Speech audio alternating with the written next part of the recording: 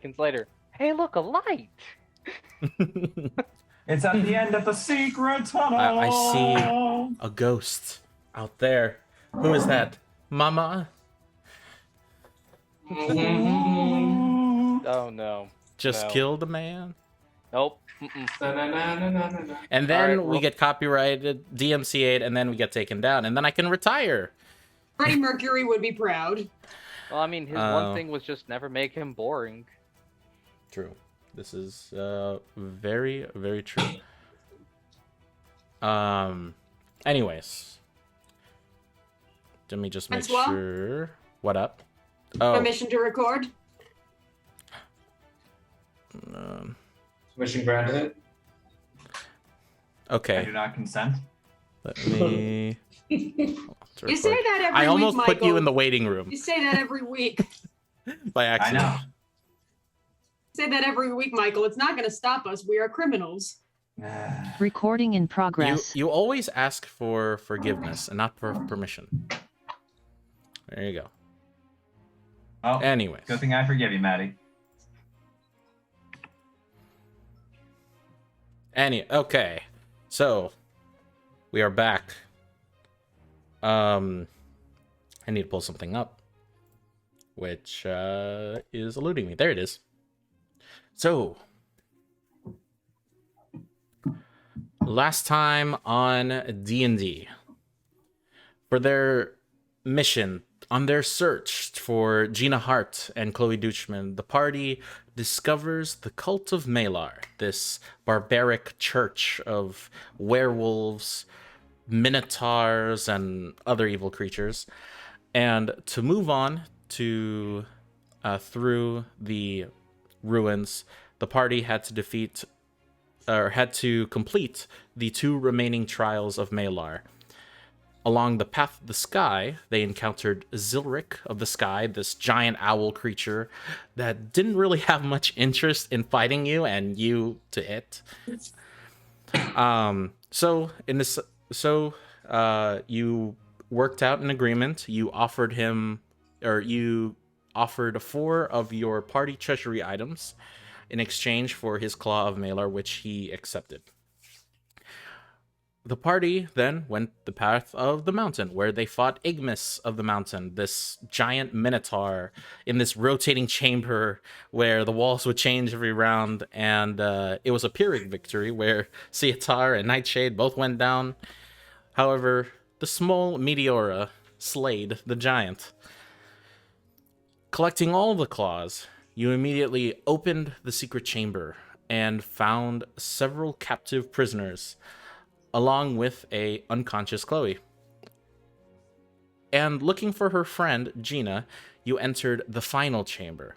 And there you caught Visk Rasberg, the priest of Welltown, in his charade of being a priest of Pelor, actually a priest of Malar. The temple began to react to your entrance as he donned this bear claw gauntlet, and the thick roots and vines that was part of the walls stretched to cover the doorway and the only exit.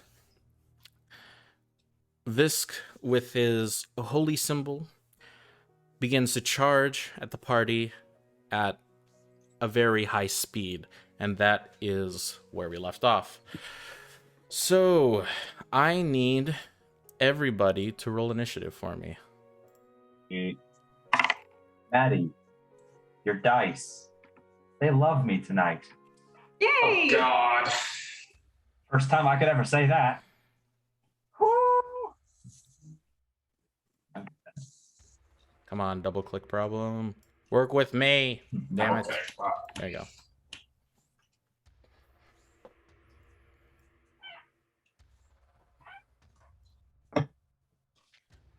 Is that Kingpin? Yes. It looks like a picture of Kingpin as Father Visk. That is a picture of Kingpin as that's Father Mr. Visk. It's Mr. Clean. That's who it is. That's who that is. OBS, please work with me. Okay.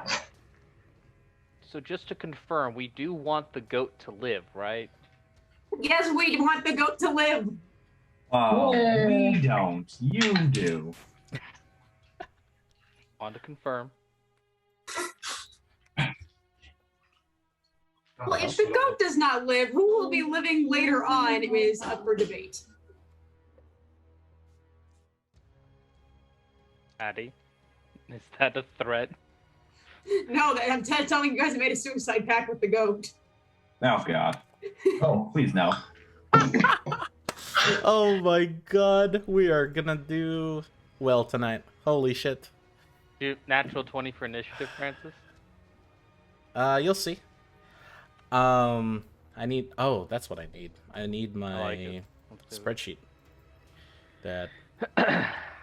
so I know what, abilities they have. They have. There is only one he. They. What do you mean by they, Francis? They is used when there is more than one or two. They is also a pronoun referring to a singular target. This is true. Hey, this priest might be a homophobe, but we will respect his pronouns. Okay. Get ready to kill a bitch. Okay, 25 to 20. 21. 21.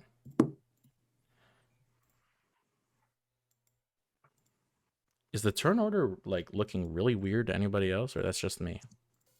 It's just you. I see me. Because it's gone now. There you go. Oh, now it's back. Cool. Yeah. 20 to 15. 19. 19. Oh, Gee got a 5. No. Gee got a 5. Oh shit. Greg, I've noticed you haven't said anything yet. It's not good. 15 to 10? 10. Oh god. Greg? 4. 4. Oh baby. And Cietar's before... You got a 5, right, Gee? Yeah, he got a 5. Gotcha. Ah. Cool. He is gonna go first. Yep. So, at the top of his turn, where's my Excel file? Oh, there it is.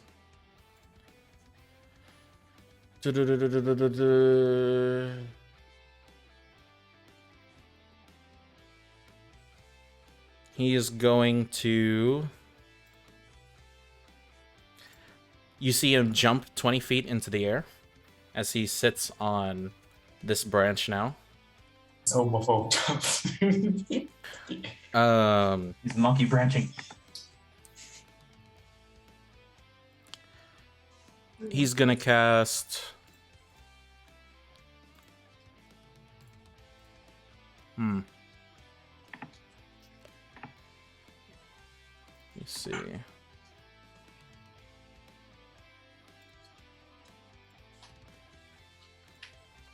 I need to look up the spell.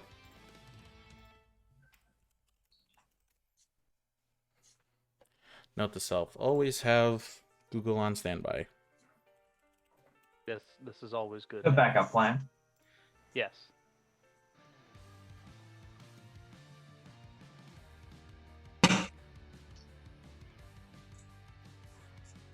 Okay. He's going... His gauntlet's gonna go, and as he claps, you see a energy just boom out, centering upon him.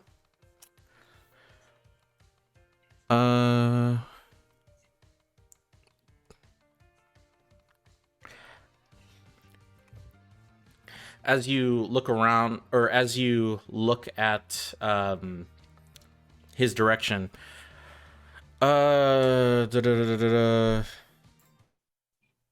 Ogrim and what does Cietar, what's your passive perception?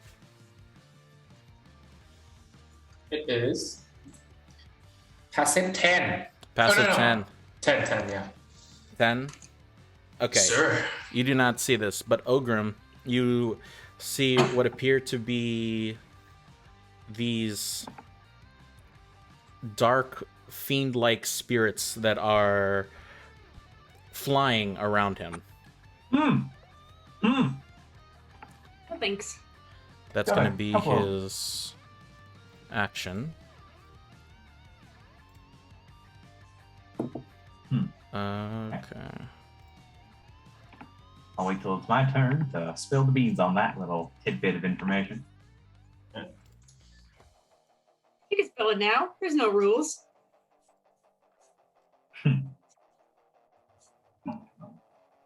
Ah, shit, you guys can see that. Fuck. Oh, well. Fuck this. Oh, well, it's fine. That's his action. As a...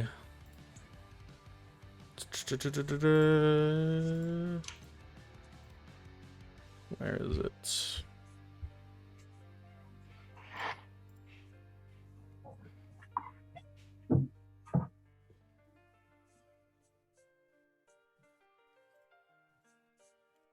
Yeah, that's gonna be his turn.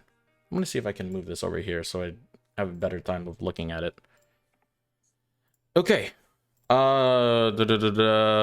Meteor, it is your turn. So, I'm going to use my wild shape to turn into a giant owl, similar to the one we just saw a little bit ago. And with said giant owl's movement, I'm going to fly up to where he is on that branch there and just going to be like, surprise, bitch. Okay. Surprise, motherfucker. I'm coming to grab you. Grab my throat. As you walk into it, you now see these dark spirits like wrap around your body, and your movement speed is halved. Okay. And I need you to make a wisdom saving throw for me, please. Yep. What's that? I rolled okay. Wisdom. Wisdom that is. Not natural 20. Nice. Ooh. Okay, so you take half damage. It's Kingpin. We're up against Kingpin. We're rolling? Okay.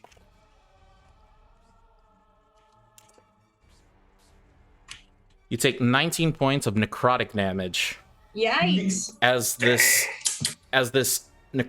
negative force is just trying to push you back, but you are able to move. So let's see, 5, 10, 15, 20.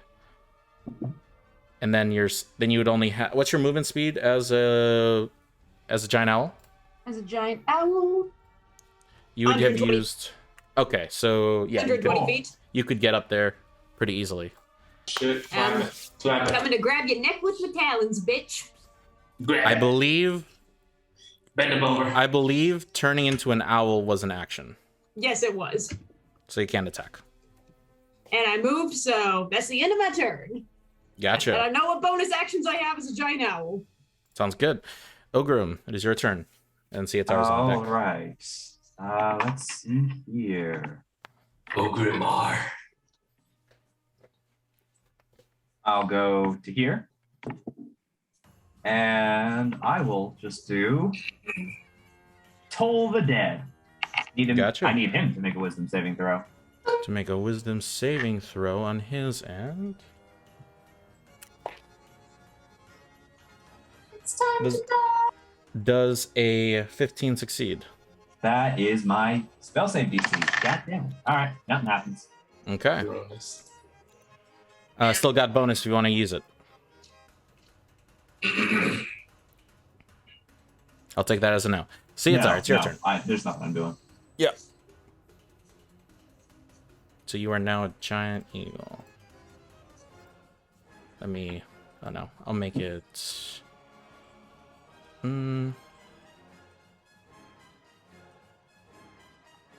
I'll give you the fusion emote. There you go.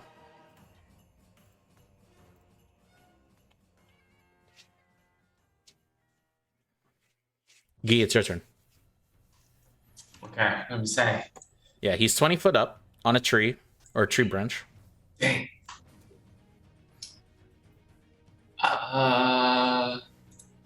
See what spells. Oh, okay. I can do second level guiding bolts. Would that be Nice? Yeah, make a. That would. Yeah, that would be disadvantage because you're at a low point. Okay, I got my lucky.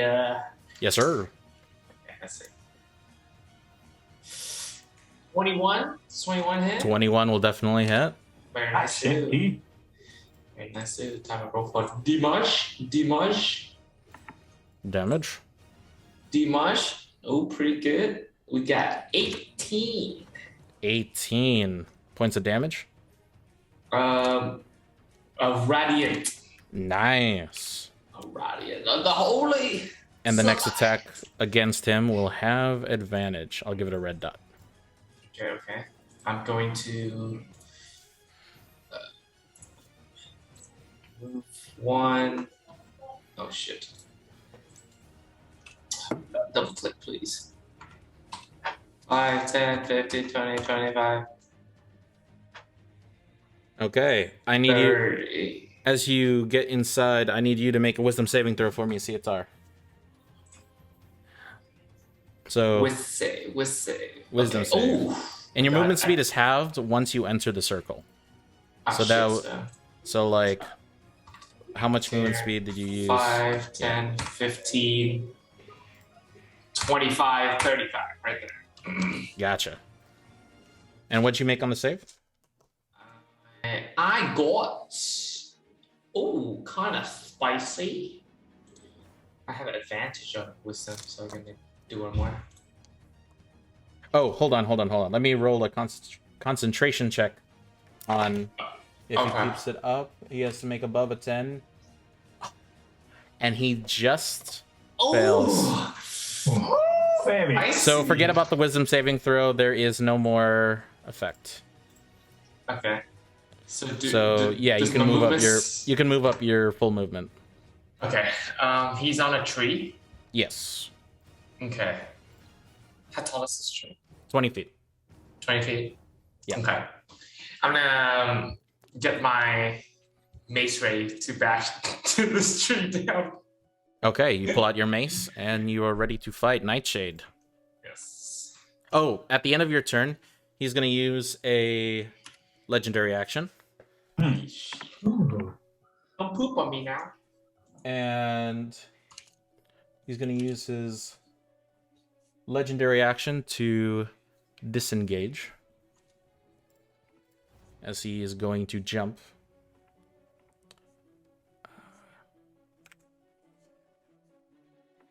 $10, $15. And he jumps to that other branch, but that is his legendary action for that turn. Nightshade, is your turn. How high are the ceilings? The ceilings are roughly 40 feet tall. Okay, then but it's like 20 feet of like tree, and then it's a bunch of like canopy and branches. So even though the room is like 40 feet tall, you really only have like 20, 30 feet of movement, unless you want to push through the branches. I'll go up towards the canopy using my boots of flight. Yeah. Okay, so you're hidden in the canopy, at least. Would I have any movement left? What is your movement speed? 30 feet of movement with the boots. No, you would only go 30 feet up. Okay. I'll just go 20 feet up, so that way I can go 10 feet forward. Gotcha.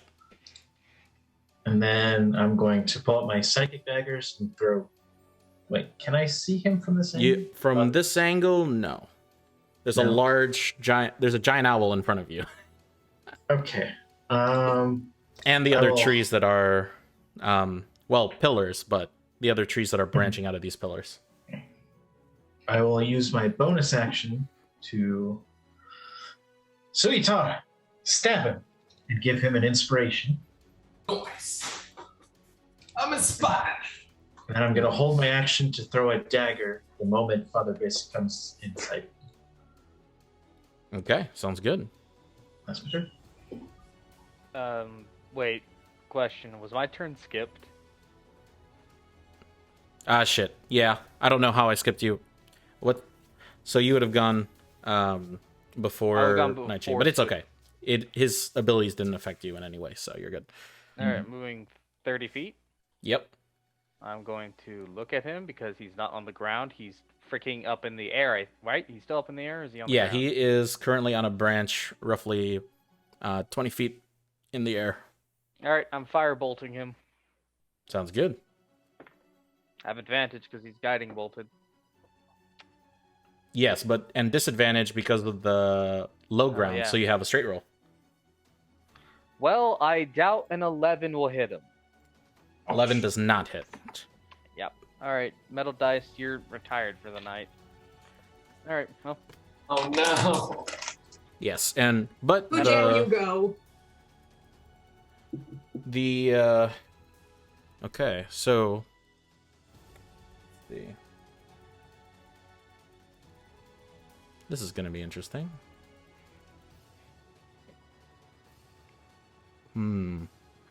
Okay, at the top of Father Visk's round,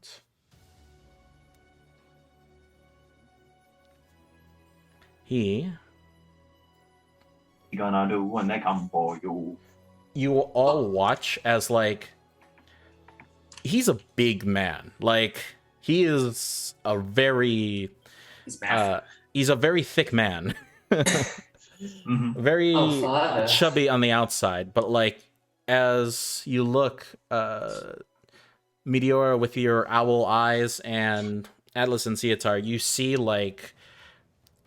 you see what was his plain clothes, his priest robes that are beginning to rip from the previous damage.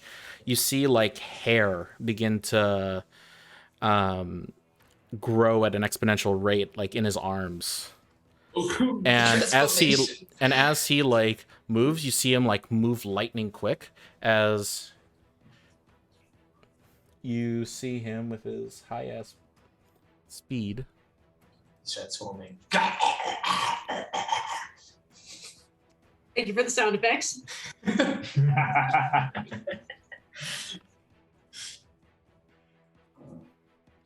He moves over here. Then over here. Then over here. Oh, chip. Oh, chip. Over here. Hold on. 20.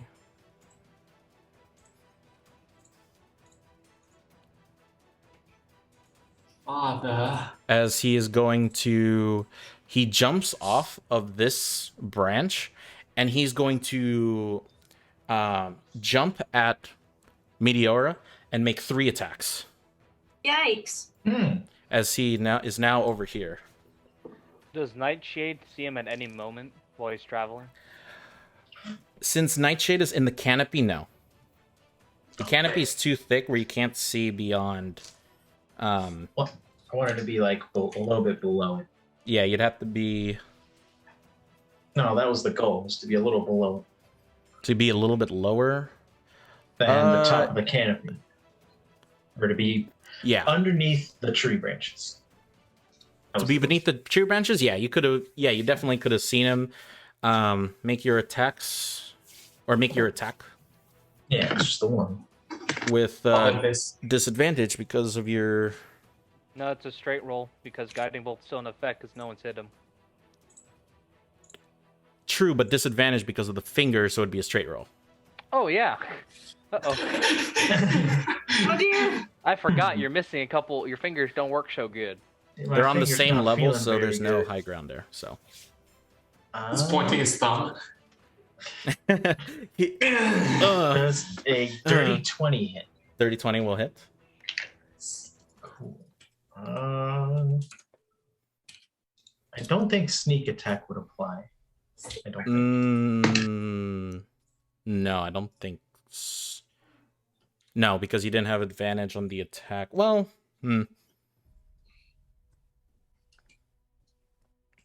I would say...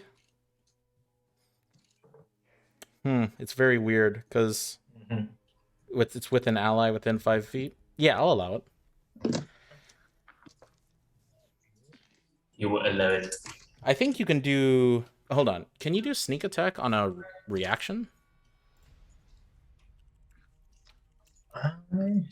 I think you can.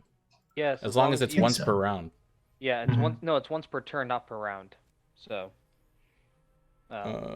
He could do sneak attack on his turn and then save his action, then hit someone Once again. per turn. Yeah, once per turn. Yeah. So It's he not could your have sneak turn, attack. though. No, it's per turn is any turn that happens. Per I any guess turn? Any turn is a round. No? A round is all the turns. I'll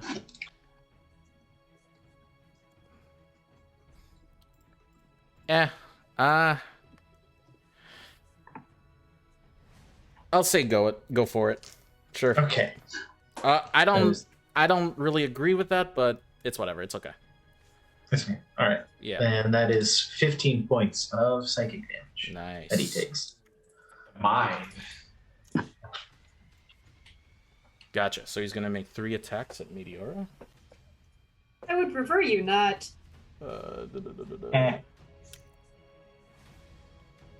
First one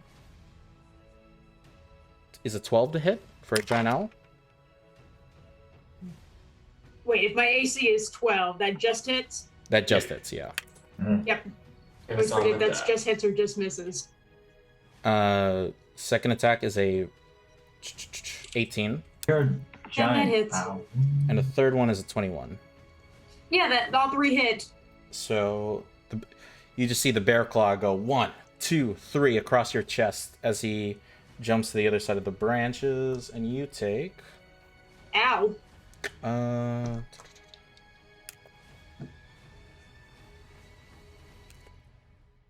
Oh wow, I rolled really low. Thank you. 21 points of slashing damage. Oh, that's low. 3 attacks. Yeah. On your turn, Meteora. But remember, you have your owl's HP. Yes. So I think you should be okay that turn. But it is now Ogrim's turn. Okay. Oh, and since the hit, the guiding bolt goes away. All right. Let's see. God damn this double click problem. Maddie, how much HP do you have left as a giant owl? That is what I'm trying to figure out. Because you took 15 from his spell, and then you just took 21. Yes. So you took. Do I see Father Visk from where he's 36. from where I am right now? So, whatever HP a giant owl is, From subtract this that from angle, 36. you have to get a little bit That's what I can't closer. see. All right. I'll go right here, Sounds good. and I will make him roll another Wisdom save as I cast Toll the Dead.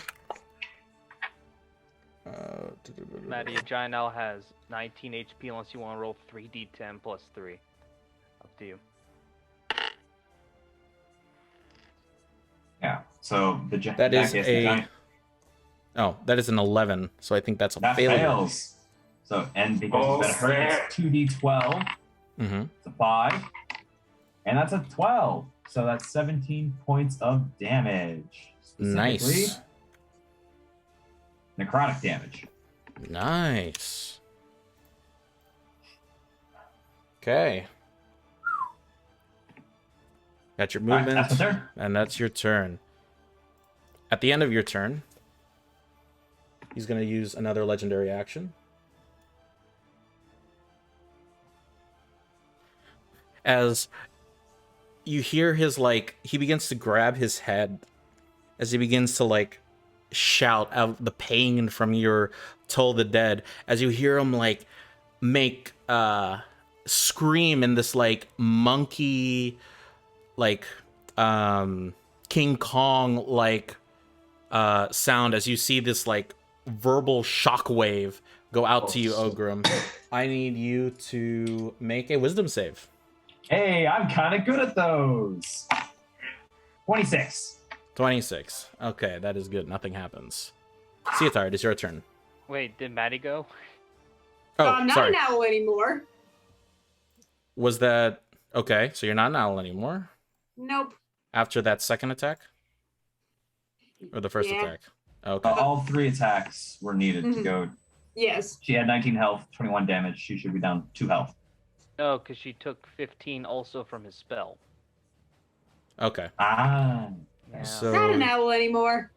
as you fall, I need you to make a dexterity saving throw for me, because you're dropping 20 feet. Or, yeah. 13. 13? Yeah, you're fine. Okay. You fall down, but you manage to like brace yourself where you don't take the full front of the damage, and you take 2 points of bludgeoning damage as you just fall to the ground. That was Ogrim's turn. Ceotar. Nope, it's still Maddie's turn. She can still do stuff. Oh, really? Yeah. Yeah, she I untransformed. Oh, at the end shoot. Of I double-clicked she it got again. Skipped. Yeah. That was my turn. Yeah. My bad. Is there another shortcut I can do to skip? I don't think there is. That's fine. But yeah, so you get up. Yes. Okay.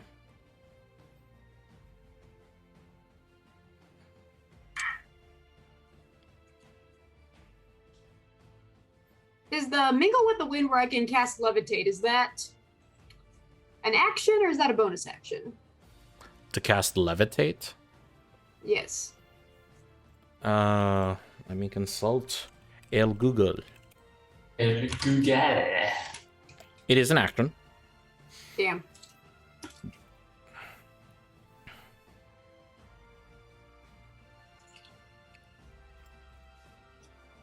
Fuck, I was too busy calculating damage, I forgot to look ahead of time. It's okay.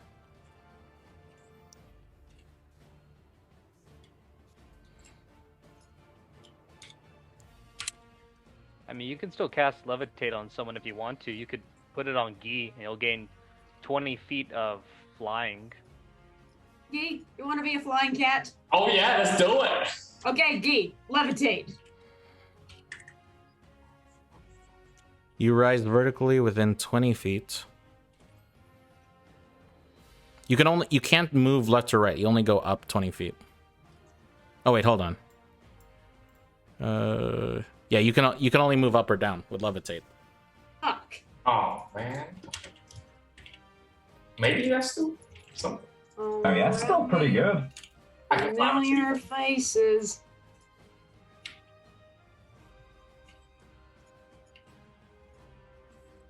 Yep, that's what we're gonna do. Gee, have fun flying, buddy. I don't know what to do right now. I'm really nervous, and I feel like I'm holding up combat. So Oh no, you're no, levitating. you're It's all fine. good.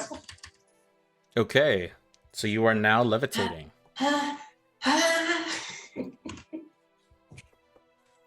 I don't.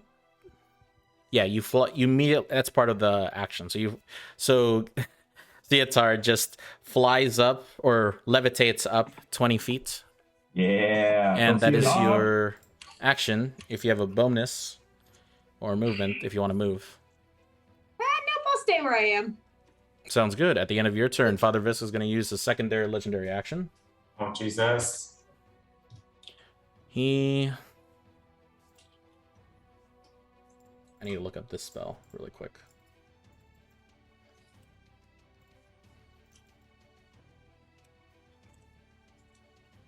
Hold up.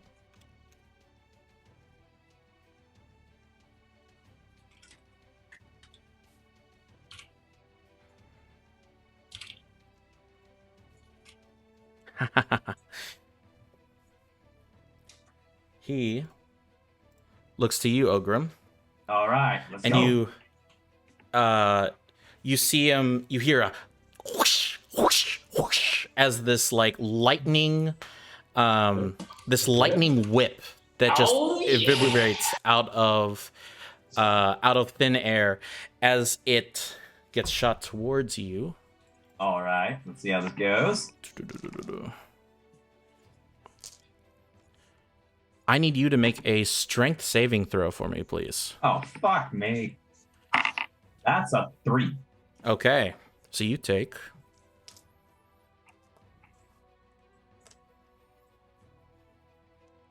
Yeah, strength saves. Not my cup of tea, everybody. You take 10 points of lightning damage. Okay. As...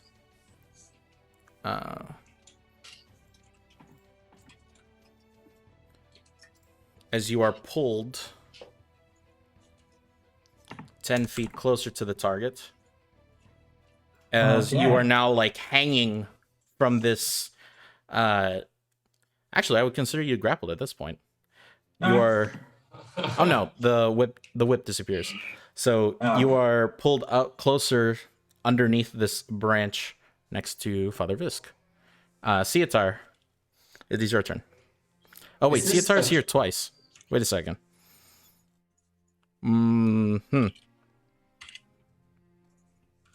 Wait, were you before or after Atlas? After Maddie.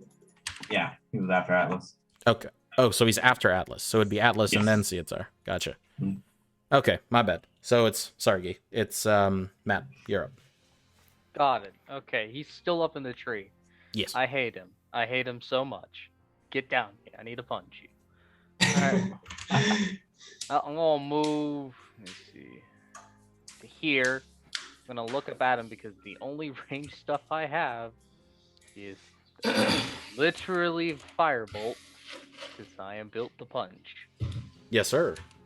So I'm gonna hit him with a firebolt. Okay. Disadvantage. No, Oh, well. Yeah, because low ground. Don't worry, guys. I rolled an 8 this time. Okay. Hey, that's slightly less bad.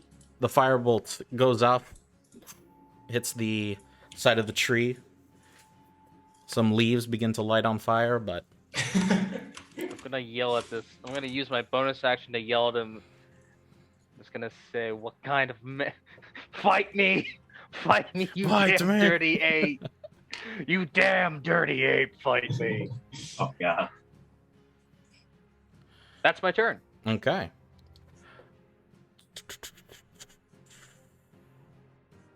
See, it's alright. It's your turn.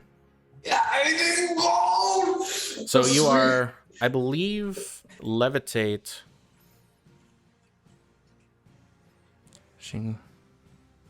You can only move by pushing or pulling against a fixed object or surface within reach, such as a wall or a ceiling. Can I touch this part of the tree right here? Yes, you certainly can.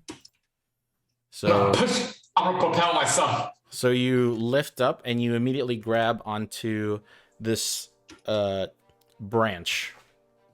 And you're kind of just like in this space zero gravity-esque situation. You can't even stand on it because you're still levitating. You're just holding on to it. Yeah. I'm gonna push myself to Father Visk. It's like, you know, Brigitte's mace where you hit someone and then like it extends. I'm gonna hit it against a tree, so I like gotcha. Okay. Pushes me. Nice. So are you trying to like pull yourself to shoot yourself forward? Yeah. Okay. Yeah. It's like me pushing against an immovable object, so it pushes me in the opposite direction. Yeah. You're trying to like use the side of the branch to push you forward. Make an athletics check for me, because this is technically a jump, no? Yeah. Do it. Make an athletics check for me. I got a nat 20, 24. Nice. You're able to push yourself forward. And you manage to push yourself directly in front within 5 feet of Father Visk. Okay. You're still holding on to the, like, one hand on the pillar so you don't, just get out in the middle of nowhere, but you're able to attack from here. Okay. I'm going to attack. Yes, sir. I'm gonna sweep my Morning Star. And Meteor is concentrating. With your Morning Star, yes, sir. Yes, sir. Yes, sir. Yes, sir. Mm-hmm. Does a first attack don't hit for sure. I'll swing again. You lose your balance with a bit because of the zero gravity. You're just like, whoa. Too much to the Does left. a non-natural 20 hit? Non-natural 20 definitely hits. Roll your damage. I'm gonna do I'm gonna expend one of my spell slots to do the smite. Gotcha. Which will give me a total damage of where's my smite? Where's my smite? Where's my smite? It is in your class features. Oh, right Or here. it Okay. should be in your class features. Another D8. Okay. Divine Smite Shouldn't- is two, isn't it- it's 2d8. Divine smite. Yeah, Oh, Divine oh, Smite is 2d8 plus whatever spell slot. No, plus like the number of d8s depending on the spell slot you use. Okay, so just 2d8 because I'm doing first level. First level, that'll do it. Hit him. Give me 2d8s. Oh, not 3. Shit. I double click. I'm using the feature on. D&D Beyond. Yep. Okay. I got I'd recommend. Is it lagging for you? No. I got Okay. it. Yeah. So Use Firefox.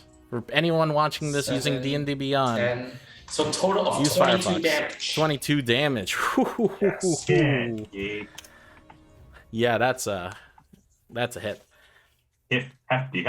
You just like smack the side of his arm, of his bicep, and you just like see the blood coming out of the being sliced across the room onto the branches, and he's taken a few hits. It was definitely a big hit for him. Okay, so that is your action. That is your movement. And that is it. Okay. At the end of your turn, he's going to use Sorry. Bonus action, magical weapon. magical weapon. Okay. That's it. So I got it. I just Let's see. Bow. At the end of your turn, Cietar, he is going to use a legendary action. His last legendary action of this round. And he's going to disengage again. And his movement speed. So, you just see him like jungle gym just flying across the room at a very fast pace. 10, 15, 20. You just see him Assassin's Creed across this entire pillar. So that's 10, 15, 20, 30, 35, 40, 45, 50, 55, 60. And that is your turn. Nightshade, it is your turn now. I'm going to fly over to here. I'm going to throw 2 daggers at him, if I can see him. Yes, you can see him. So the first one is a natural 20. Natural 20. Yep. Definitely a hit. And the second, that's 8. I don't think an 8 will hit. 8 will not hit. Okay. First attack was with disadvantage, right? No, it was not. I keep forgetting.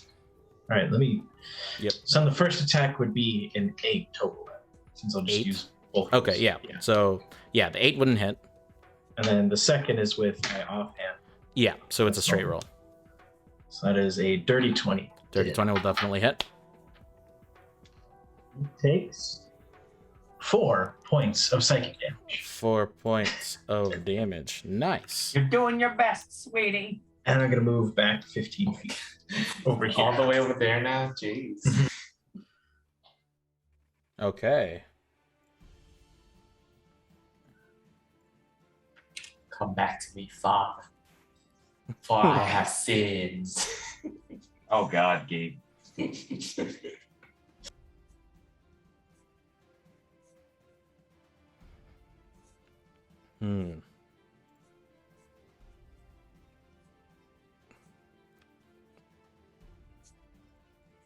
Let's see.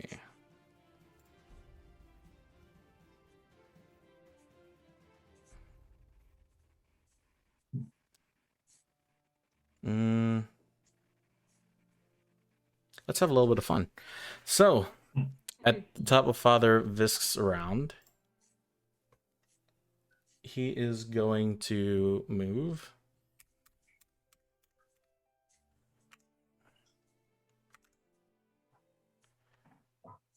He's on this side of the bottom right side. 10, 20, 30, 35, 40.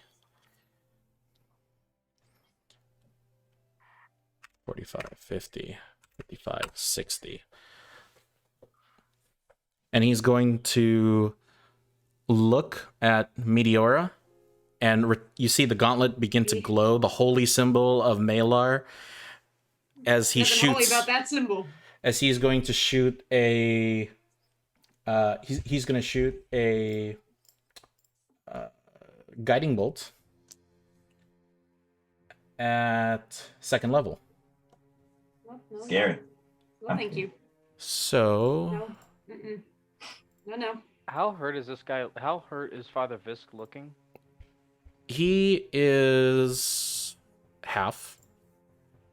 Okay. Then, unfortunately, Father, I am the man who flexes at all spells, and I will counterspell you. Thank you, Matt. Nice. You do Thank not you. get to hurt my druid. And I will I will power flex his spell away.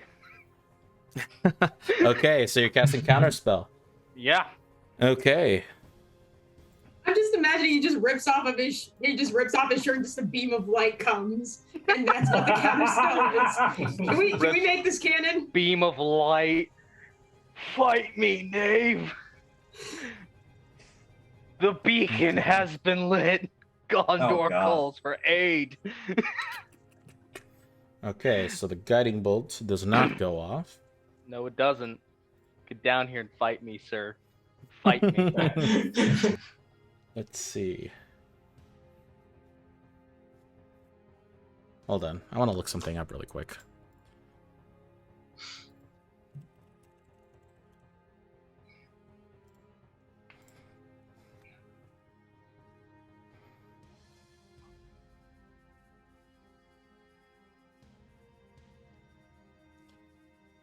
Okay, just a general question. Yeah. If you counterspell something, do they keep the spell slot? No, they do not. Okay, so they don't. Okay.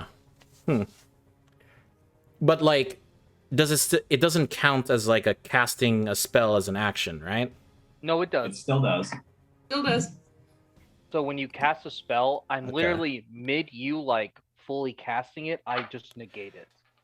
So it ends it counts as your action if it counts. Well, if that is the case, is he gonna come and fight me? Come on, do it. Hit me.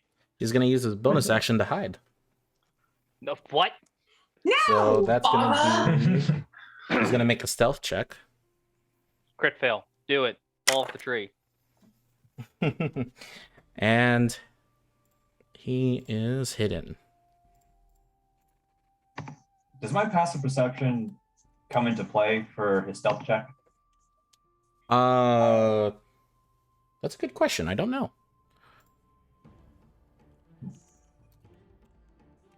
Does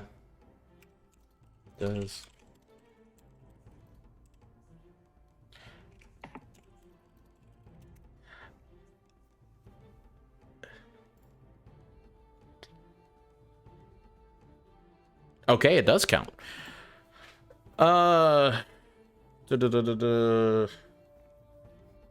Let's see. What is your passive perception, Ogrim? It's a 22. Okay, yeah, you're able to see him. So Okay. he...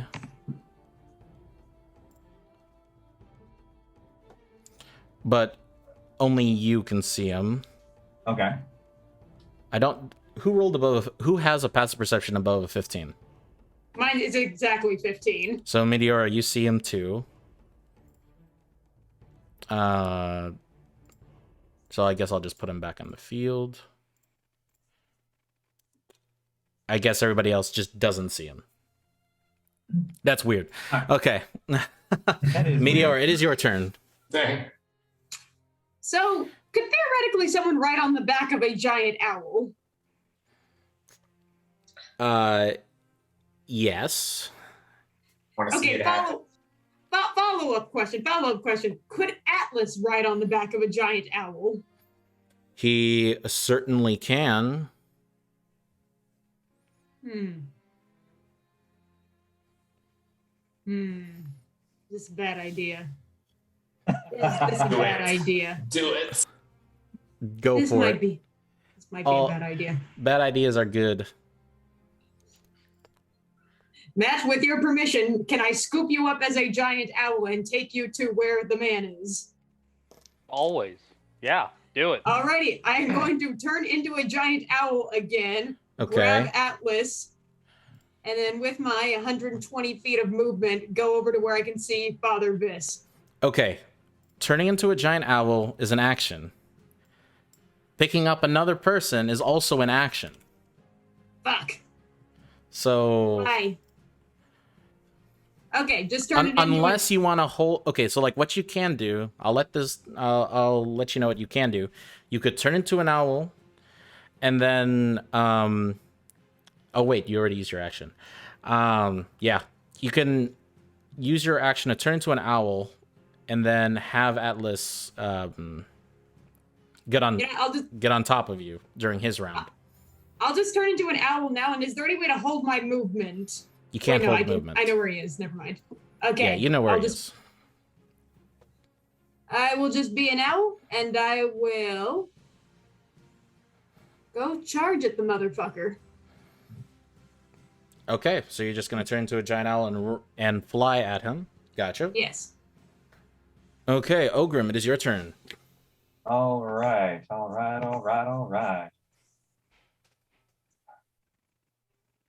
Let's see here.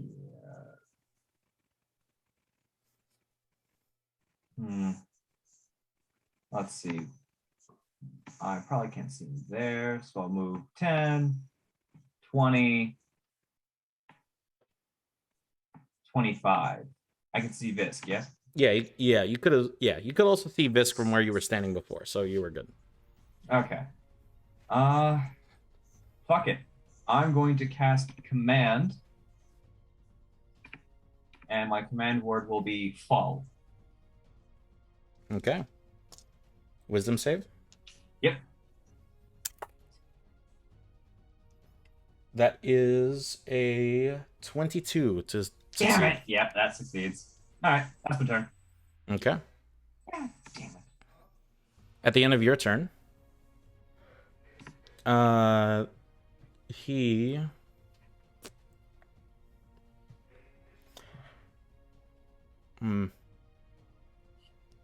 Yeah. So he is going to...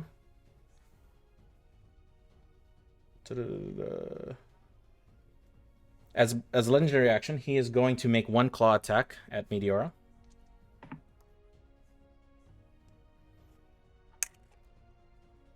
Natural 20. Yeah, that hits. And that's going to be...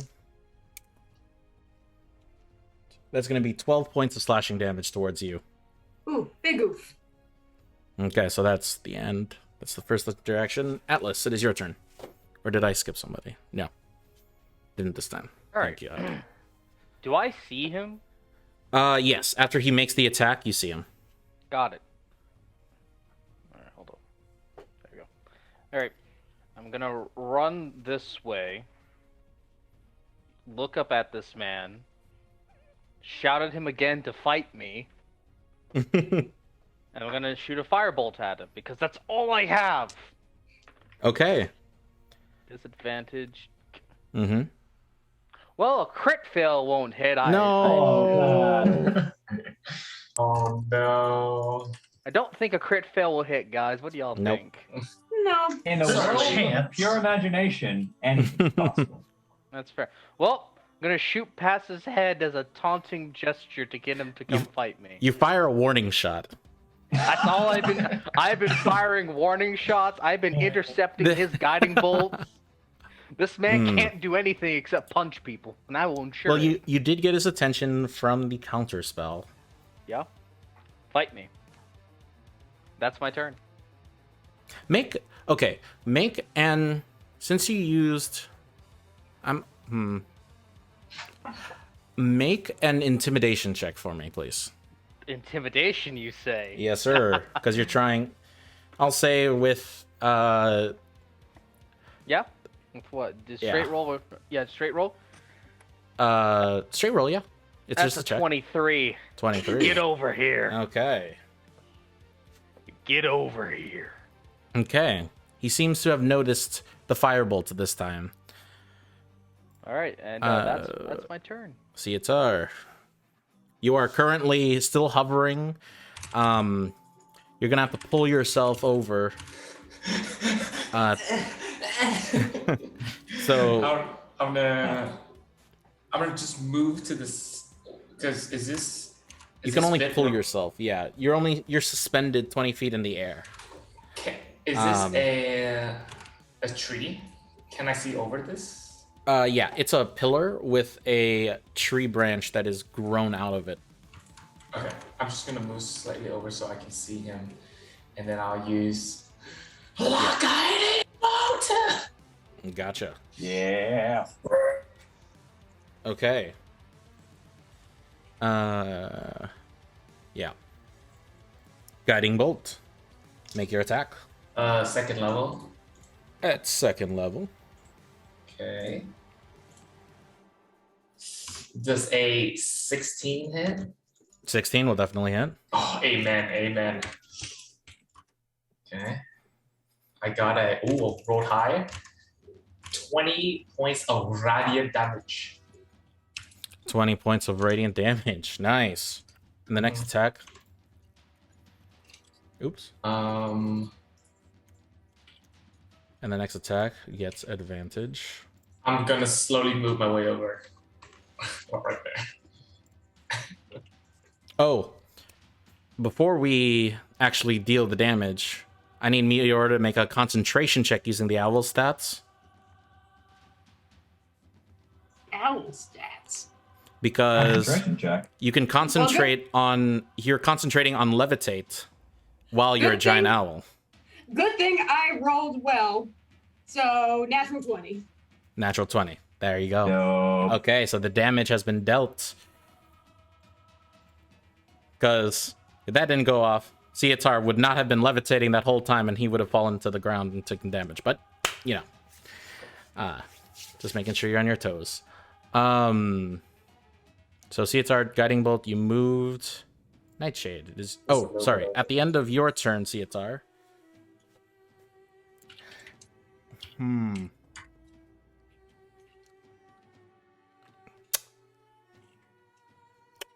At the end of your turn, Cietar, he is going to jump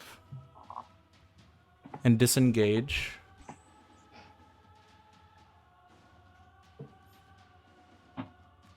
Oops.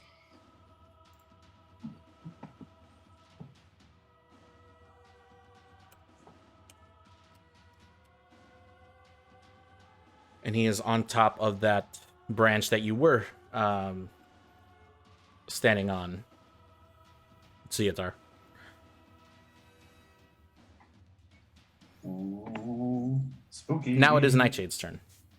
Yeah.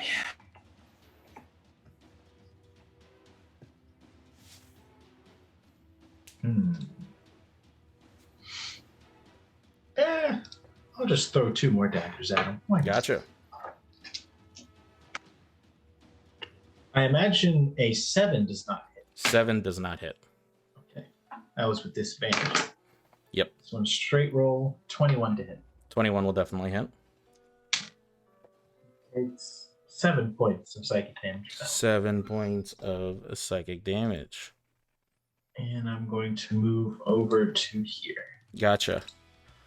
As a part of his last legendary action, I need you to make a wisdom saving throw, Nightshade. Ooh, wisdom save. Yes, sir. Ooh, thank goodness I rolled well. 19 minus 1, so 18. So Oh, shit. 18. That is a success, meaning nothing happens. I am so glad I rolled well. Okay. Now it is Father Visk's turn. This bitch. He's feeling bold. He's going to jump down to... Oh, well, he would jump down to see Atar's level if he wasn't 20 feet up in the air. It's alright, he's still on my level. Fight me. Fight me. And he is going to run over here towards Atlas. Let's do it. Hit me. Can I do a reaction opportunity attack? He jumped from the top of the branch. Okay. Yeah. Alright, all good. He jumped from the top of the branch, and now he is next to the unconscious Gina Hart. Gina! As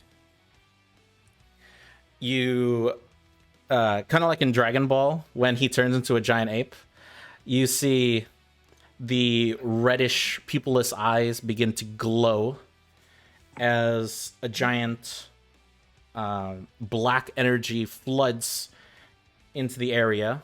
I need everybody. So that's Atlas and Ogrim. Hold on. What's the radius on this?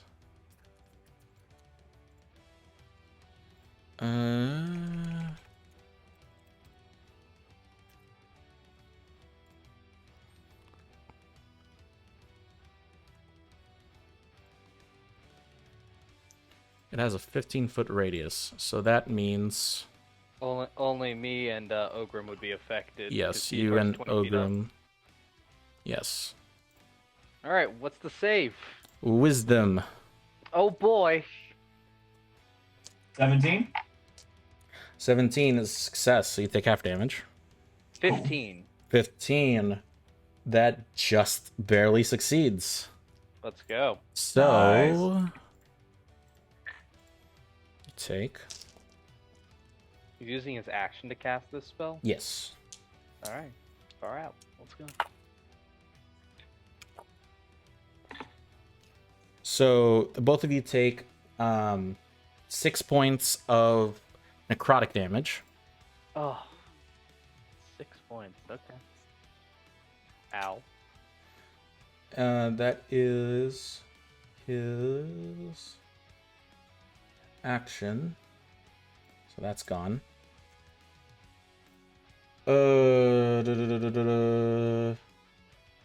Let's see.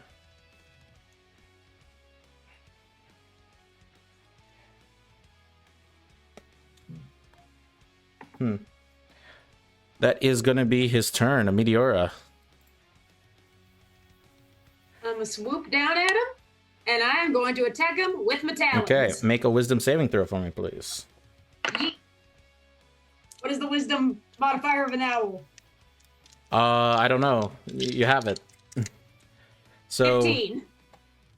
15. That just succeeds. So you are roughly over here. No, actually, yeah, that'll put you over there. You're above Gina, but you're just hovering over her.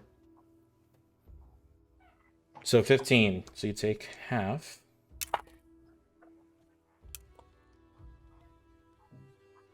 You take 8 points of necrotic damage. Okay. Are you still an owl? I am still an owl. Still got 2 left. Gotcha. So go ahead. Wait. It's a melee weapon attack technically, so +3. With 13 to advantage hit him? because of guiding bolt. Thank you for advantage. Oh, thank God, much better. 18. 18 will definitely hit. Sweet. 2d6 +1. Oh, sorry. Sorry, let's do the damage first. 5. 8 points of damage. 8 points of damage. Nice. I need you to make a concentration check for me, please. For the levitate. 8. 8. That is a failure. Sorry, Gee. All of a sudden, Cietar, you plummet He lands on as his you are feet, no right? longer levitating. Huh? He lands on his feet. I need The death of Mufasa. Oh god. Yeah, literally on his back too. This needs to make a save. I need you as well. to you to make a dex save for me, please. Okay. So many saving throws. I got a non-natural 20. Unnatural 20. He lands on his feet. You land on your feet, but you bruise your ankles. You take 3 points of bludgeoning damage. That's fair.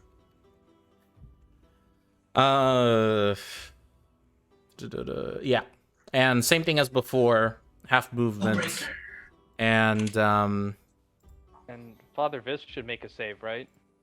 no, he's the one casting it. No, he just took damage from Meteora. Oh, right. The concentration check. Yeah, he's good. At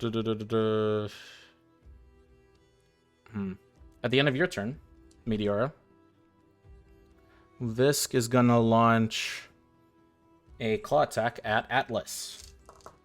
He could not. Do it. Hit me. 21 to hit. Ah, 21, you say? Unfortunately, lad, I have shield. Okay. Yes. So you now have your AC goes up and you 22. avoid the damage. Nice. Do it. Ogrim, it is your turn. All right. Do I need to make a wisdom save at the start of my turn? Yes. You need to make a wisdom save again. 17 again. 17, that's a success. So you take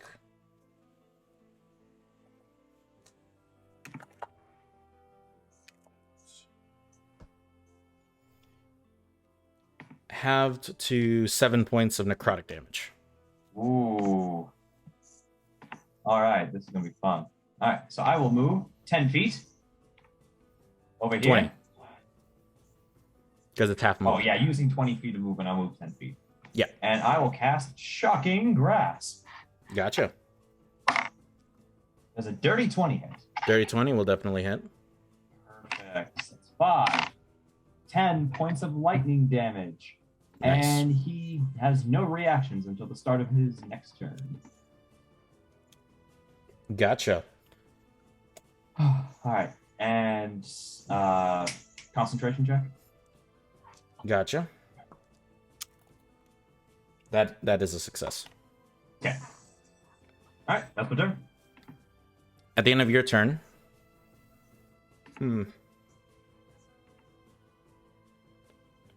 he's going to use a legendary action. And he...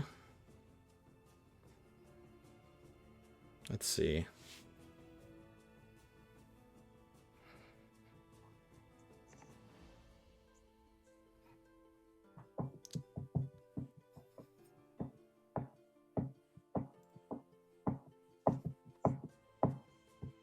He's going to disengage and move. So then he jumps on top of the branch.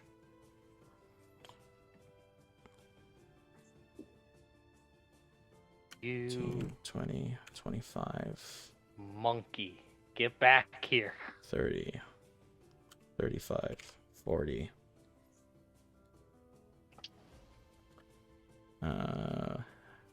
Yep, that's gonna be his turn right there. Atlas, it is your turn. I know it is. Get over here! Right below this 20-foot up in the ceiling monkey. Gotcha. Firebolt up his butt. Up the butt. Oh, God. 13. Oh no. 13 just hits. Yay! Yes! All right, now watch me roll like, ha! All right then. 19 points of fire damage. 19 points on a 2d. 2d10. Oh, 2d10. 19 almost. points of Fire damage. fire damage. Mm-hmm. How do you want to do this? Nice. Yeah. Yes! Yes! All right. I'm hitting. All right, The one fucking firebolt that The barely one hit. firebolt that barely. Of course. Of course. Yes! One that counts. Yes! All right, I'm killing this Perfection. bastard. I'm gonna shoot this firebolt right into his stupid monkey face. I'm burning his face off. Okay. Fight me! You see the entire head of Father Visk begins to engulf in flames as he tries to like pat it out, but he can't. And as a result, out of just pure instinct, he just jumps towards you, but face plants underneath the branch, and Father Visk is dead. Yes! And we are out of combat. Begone, thought. Literally. All right. Awesome. Yes. Oh boy. Well, then he's dead. Let's see. Since this man is dead, I'm gonna run over to Chloe, pick her up, and it's like, whoa, did it. All right, let's get the hell out of here. So I got the girl. Yes, please. Let's search the room before we go. as you look over at the unconscious,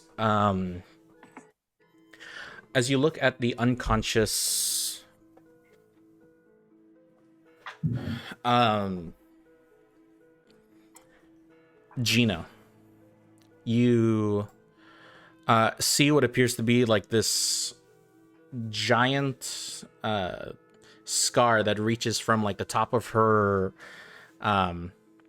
almost towards like the armpit area all the way down to her waist, as if she's been as if some surgery has just been performed, but it's like a bloodied up mess. But you check her breathing and she is breathing a bit. Or And- does the scar go down to? Hmm? How far down does the scar go? It goes from her armpit area all the way down to her almost her waist, basically towards the stomach area. Yep.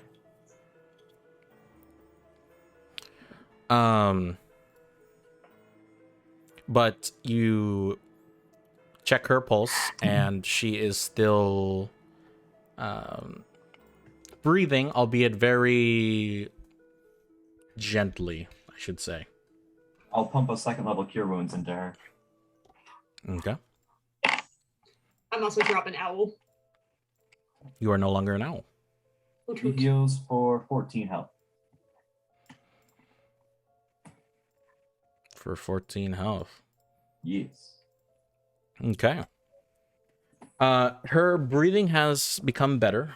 Not as shallow as before. Let me just. It's getting hot. Standing for the first hour of stream is just exhausting. Good for I you. can definitely sympathize with that. Very nice. Yes. So you finish your cure wounds. Her breathing is much better. she gradually begins to awaken, and as she wakes up, you could see like the chains that are holding her. He goes, who? She looks. She all of a sudden she just sees the giant lion man in front of her. She's like, no, no, and she like tries to like break out of her chains. It's okay. This is okay. good. It's okay. It's okay. We came to rescue you. Chloe is safe. You're okay now. Yes, you are okay now. God damn it. I knew it. You gradually begin like helping her out of her chains. Do you remember what happened?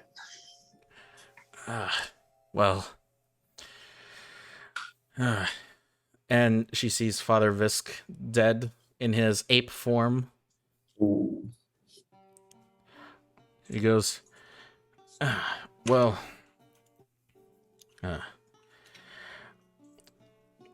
figured something busy was happening in the village ever since Father, or should I say, Visk came.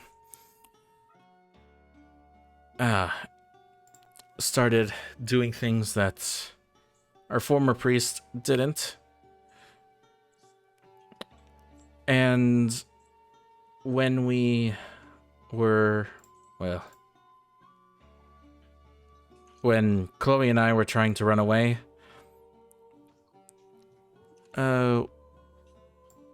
we got attacked by werewolves, and I don't know what happened next. We She heard like from some. wipes her blood that's just all over her chest.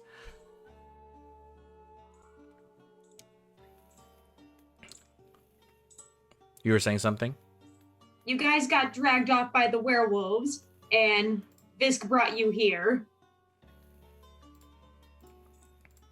As she goes, I had a feeling he was behind a lot of it. As you hear the familiar bell that you guys didn't really notice until now, that's around the goat's neck, as he kind of just, as he rushes, you hear dunka dunka dunka. As he goes, bah, bah. We also rescued your little friend here. We named him Sean. Sean? Yeah, Well,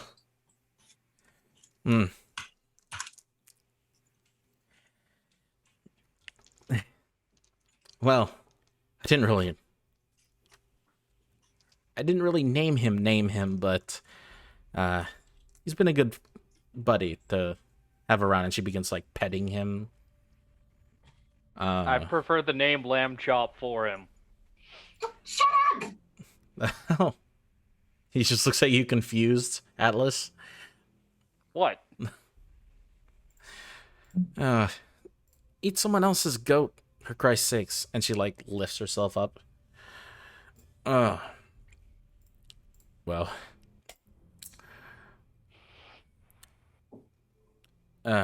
She begins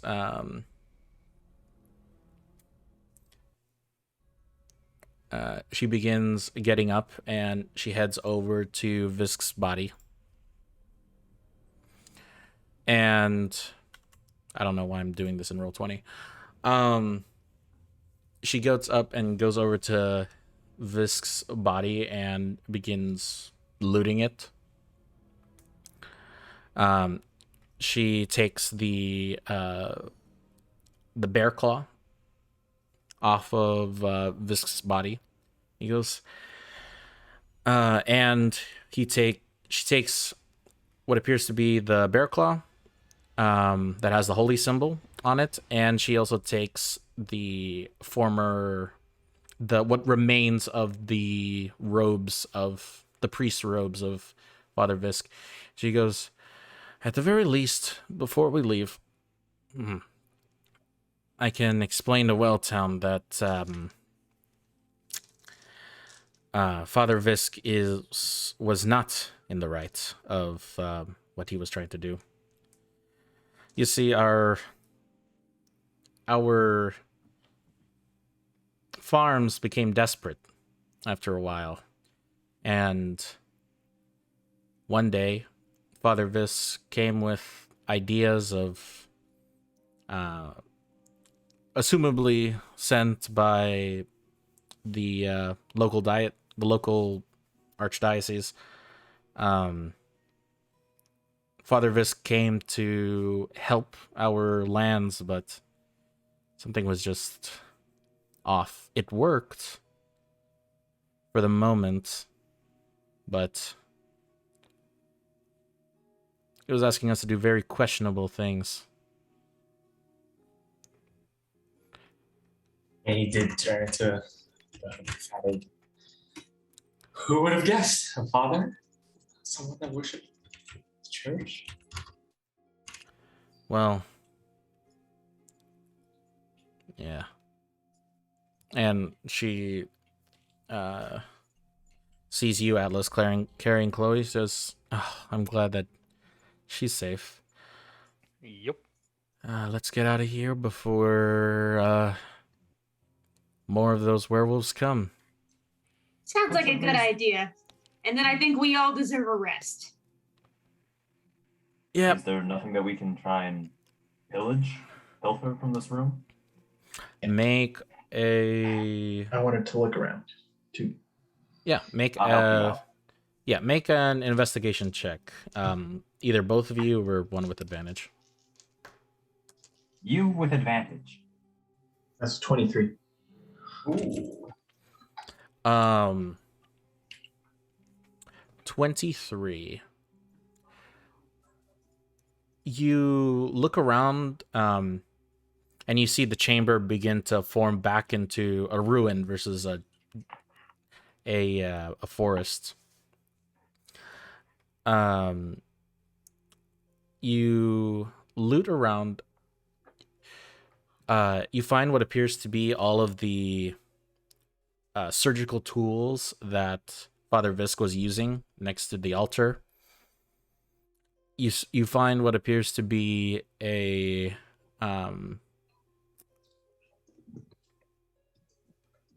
you find what appears to be a book of some kind, like on Father Visk himself. So, yeah, you find what appears to be Father Visk's notebook. His stash.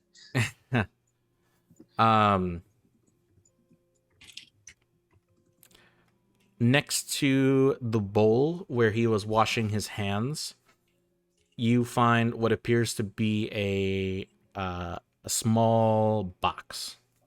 It's about it's bigger than a jewelry box, but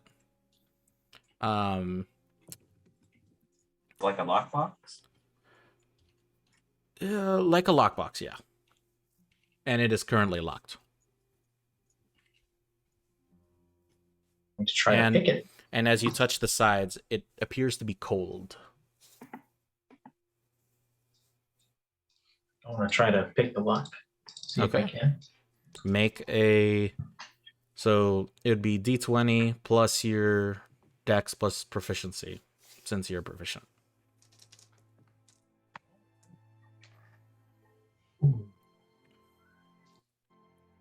That's gonna be a 25.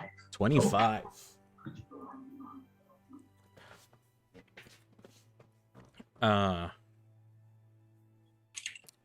Okay.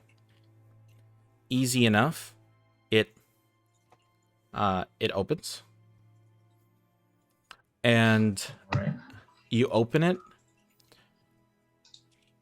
It is the bottom of the lid is very bloody. And you see inside of the box is an organ. of some kind. Are any of you proficient in medicine? Why did I think you meant like a piano?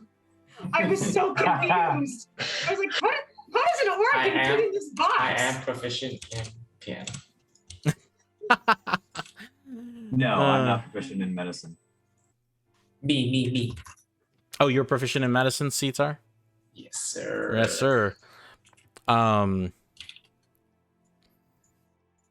You look over Nightshade's shoulder, and you see that it is a liver.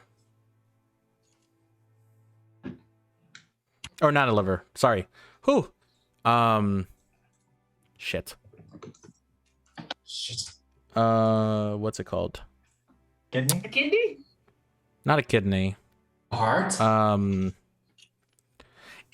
Pancreas? It's a pancreas. There you go. Yeah. Danke schön. What the? But yeah, you recognize it as a pancreas. By my deduction, and I grab it. It's like slimy in your hand. And you like... Is that essential? Yes, this is a pancreas. Why is it pancreas? Why is the pancreas here? As everyone begins to look, including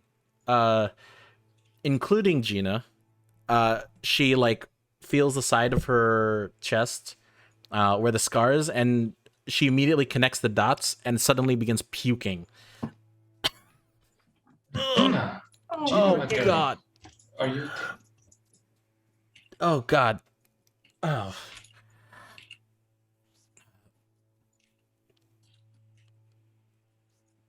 Ah, gosh. What the we'll fix that sooner or later. I think I'm gonna be sick. Don't try not to look at it. It's okay. It's okay. Pancreas isn't essential. You can live without one. Oh,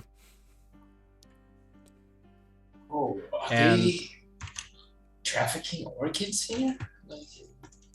And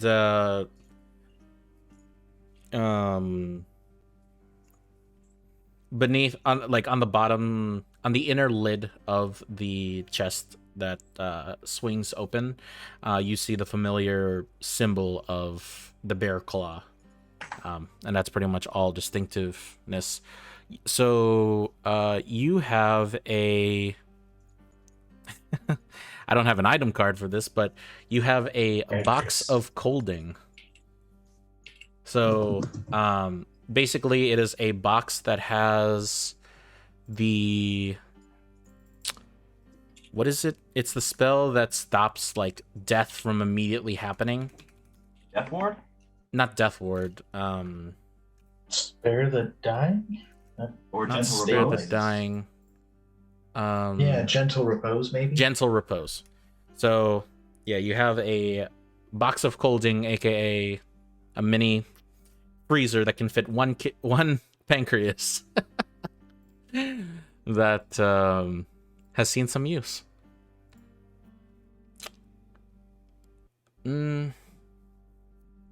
Lovely. I'll say we get out of here before anything else bad happens and before we run into anyone else's internal organs. That sounds like a good idea. All right, let's go. Okay. And who has the notebook? I'll keep the notebook. Okay, so you have Father Visk's notebook. We can deal with that at a later time, since you look like you're in a hurry. Yes. Okay. As you run out, you begin to hear, oh, and you hear like howling, one after another. And as you rush towards the exit outside of the hidden cave where the animal bones were, where you set up camp, you see what appears to be 15 werewolves that are just like standing there, like surrounding you, or surrounding the entrance, and preparing to attack. I'm going to pass Chloe on to someone. Hand her off real quick. I'll take her. Theodore, let's do it. I'm gonna walk up. I'm gonna attempt to shout, ripping my clothes off, and just shout at them and trying to scare them off. Okay. Join me, Theodore, in this. You and I together will scare them off. I want to use. What's up? I'm gonna use. I'm gonna shout with him using Word of Radiance. I think that's a single target. Oh, is it? Word of Radiance? Each creature of your choice that you see within range. It's only 5 feet. Forget it. Oh, yeah, it's only 5 feet. I was about to say, what the heck? Each creature within range? Can't you shout can't you roar like as a Leonin, Key? I can. That's what I'm gonna do instead. Let's do it. And then I imbue him with light. So that as he shouts, so he's just a glowing. He's like one of those pro wrestlers with like a ton of baby oil that's just been slathered all over him. Oh, Jesus. And he is just shining. I'm shouting at these werewolves. And you are shouting. Off. Okay, both of you make intimidation checks for me, please. Ooh, do I make it with advantage? Or with advantage because of your glowing. Of your glowing. It's okay. Okay. Yeah. I got a 24. 24. CSR? Got a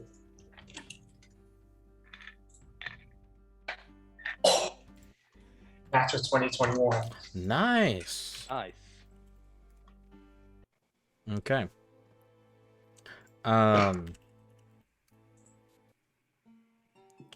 As you begin to shout out, you see the werewolves begin to like split into two different packs. And as you see like three of them from both sides begin to rush at the party. All of a sudden you hear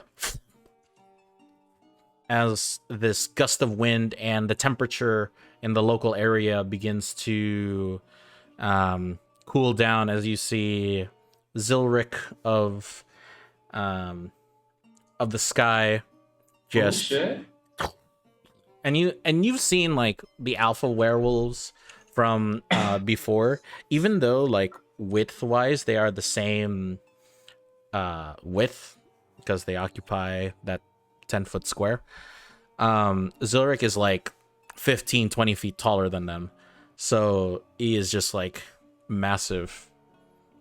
As he goes, let them through. And one of the werewolves goes, but they destroyed the master. He destroyed the one who hears all things. And Zilric goes,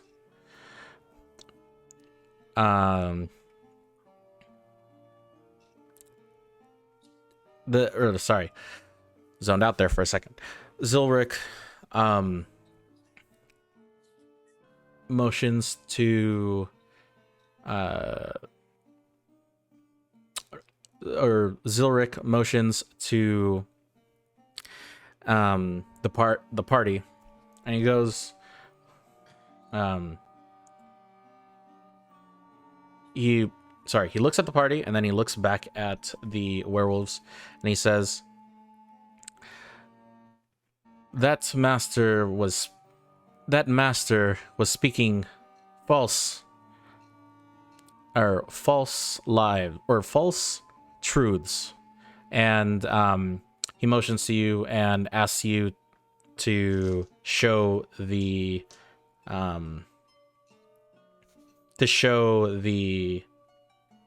evidence of a true. He motions you to show the evidence that shows he is not a true Malar believer. Pull out the notebook, open it, see if there's something inside. The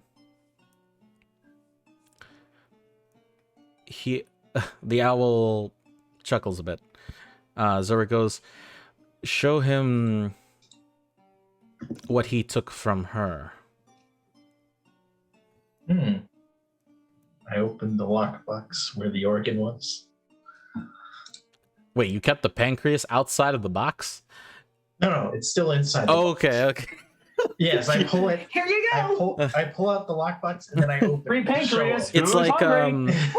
it's like the I thought you pulled a whole like Davy Jones from Pirates of the Caribbean. He's like, here is Davy Jones' heart. Look at it. And there's like bits of sand coming from your palms. He goes, and you see the werewolves like begin to pace back a little bit, but still stand their ground. He goes, a true voice will not collect something and wound a weak target. A true voice and a true leader will hunt for one. And like hearing the words of the werewolves begin like whispering amongst themselves as eventually, reluctantly, they begin to part way. And Zilric says, good job on your efforts. I had my suspicions that the voice isn't who he said he was. And once I realized there was no point in this charade. Thank you for helping us get out of here in one piece.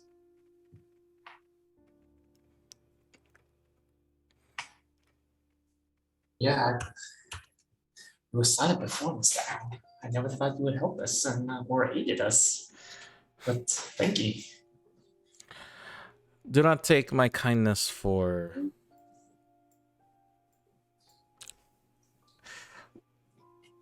Do not take my kindness for granted. Over time, we will rebuild what was lost. But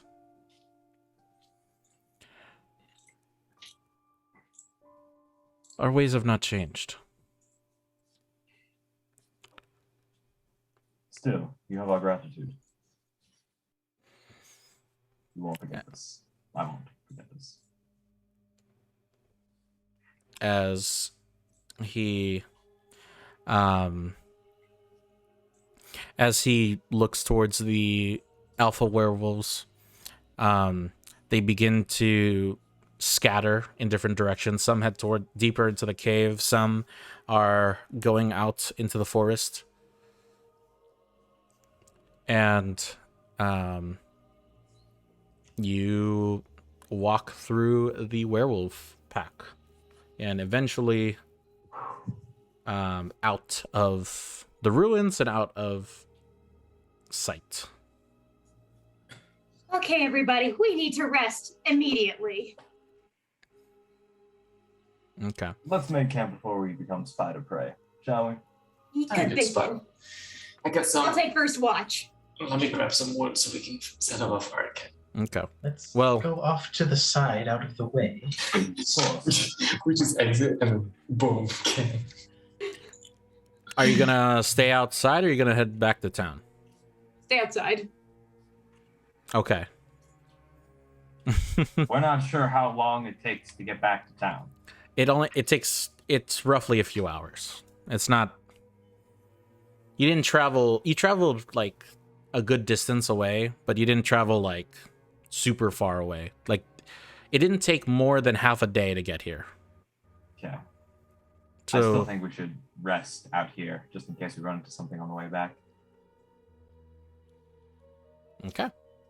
All right. So you guys begin to set up camp. Well, I'm taking first watch. Should we try to heal Chloe a little bit, see if she'll wake up? That's for you healers to do. Oh, sure. I'm going to cast Cure Wounds on her. Okay. Her expression hasn't changed. She's like sleeping almost. Oh, poor thing. Heals for 9. Okay. Sounds good. Oh, try to give her a little healing myself. Nice. She can get. Eventually. Gotcha. Healing word over to her. She heals for 4 more. Okay.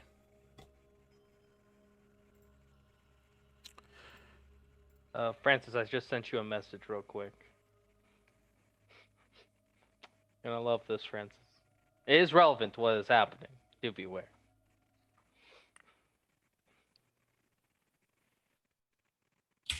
Are you doing this sneakily? No, not at all. Okay. All of you. More just like a character in the background while everyone's like healing, just All- me in the background. Yeah.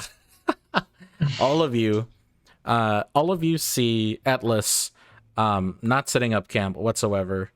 You see him break what appear to be a few branches off the side, and you see him measure the length of Sean with the sticks, Atlas, no! and Atlas, stop that!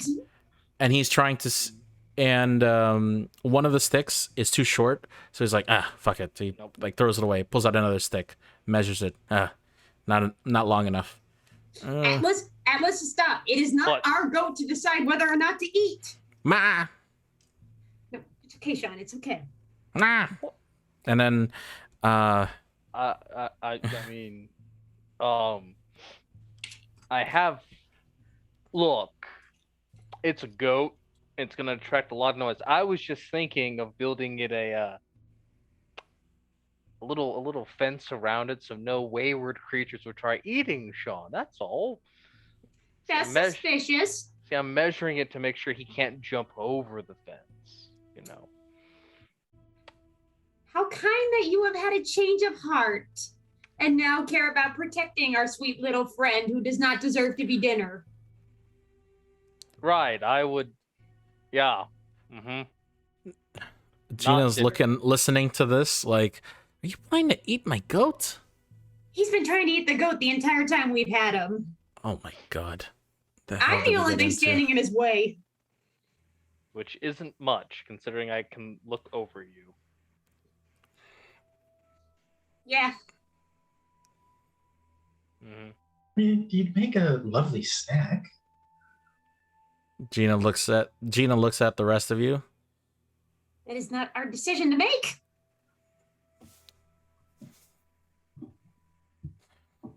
I'll stab you.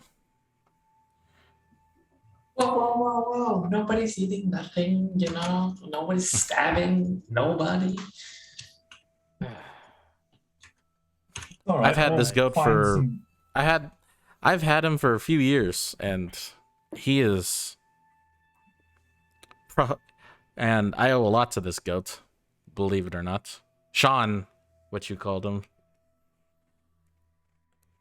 It's alright, And- Atlas. We'll find I was just we'll kidding. find some goat back in Welton. Yeah, but what Open said. Eat someone else's goat. Gonna walk away and just shout, "It's meat! It's literally protein! Damn it!" Just walk away. Can't he just go hunt a deer or something? I don't get it either. Fuck! And I just punch a tree. You just hear a few birds. Caw-caw, caw-caw. It's okay, brother. We will find you some protein. I'm gonna shoot some of the birds with firebolt. Make an attack roll. Alrighty then. Now I roll well with you, you dang metal dice. 24 to hit. Okay. Roll damage. 17 points of fire damage. Jesus. Like The crisp. you shoot one of the birds that was coming out of the tree, and it just falls like a fly. Just dies and burns and falls in front of you. This'll do. Alright. A little aside for a second, sometimes I have the mind of a child or just someone who watches too many cartoons. I was just imagining a bird flies up and out of frame, he shoots it, and then suddenly a rotisserie chicken just plops on the ground. Fully cooked and everything. That is what Basically, is in my yeah, head. yeah. Alright, this'll do. I just walk back with my bird. I'm Okay. gonna defeather it, Caw-caw. gut it, put it on a stick, put it next to a fire, and start rotisserie it. Easy enough. Fine, bird. Whatever. Ma. Shut up, you're next. Nah. I had enough of you, goat. Okay. Fine. So- I'm sure you've caught him in a bad mood. Ogrim, Yes, Atlas. there's a tree right behind you. You want me to leave you alone? No, you're gonna go up the tree. I will make You want sure me to that you branch stay out? up the tree. I did not see that one coming. I think I've discovered the root of your problems. Your hunger. Alright, hold up. Where's a rock at? No, don't be such a sap. You find a rock. You know what? I may be dumb, but that last one you said makes no sense. So you know what? All's forgiven. I can see that you are a moron like I am. Go back to cooking my chicken. My bird. He just has a crank now. He's just It's like Costco. Oh, the manual bird. rotisserie chicken at Costco. Jesus. Yes, please. That's all I'm doing. I'm just cooking this bird. That's all I am doing. Okay.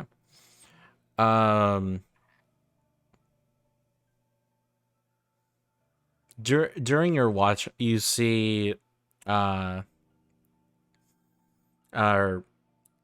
you see Gina kind of just holding out this, holding out the bear claw, just kind of like studying it. Gina, why are you looking at the bear claw?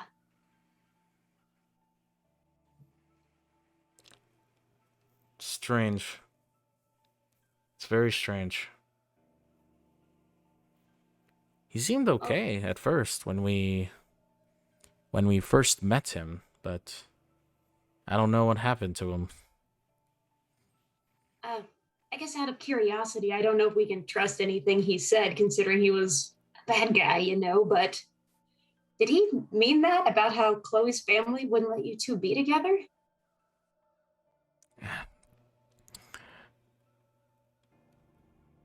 It's true, yeah. I'm so And- sorry. So Chloe's doesn't really understand. Chloe lived. Chloe was very. Want want to say, isolated growing up, and when we were we would write back and forth, and when we were talking about trying to live elsewhere, she said her parents weren't really supportive of it, and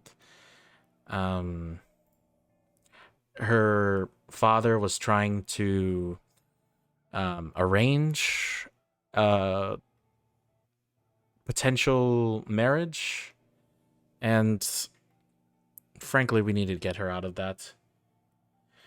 That's not fair. If I know you have to go back to explain what happened with Father Visk to the town people, but I think I got an idea where she wouldn't have to go back there.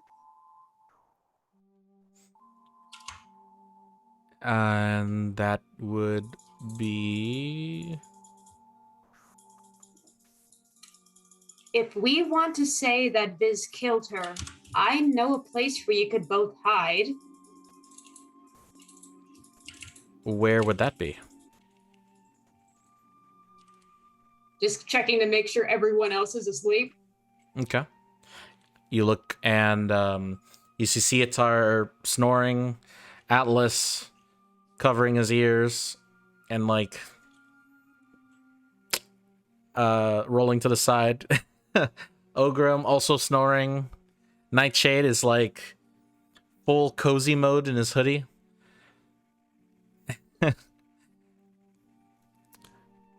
And even though I know everyone is sleeping, I just lean in and whisper something to her. What are Francis, you as the What's up? You as the DM probably know what I'm saying. Oh. What I'm telling her about. Okay. Okay, telling her this. Make a persuasion check with advantage. Woo! Well, I already rolled good, but let's see. Nope. First time was a 19, second time was a 5. Okay. So total? Persuasion. What's my persuasion? Persuasion. No, plus 0, so 0. 19. Plus 0. It goes, okay. I think I trust you. You two would be safe, I promise. How does this work? It's a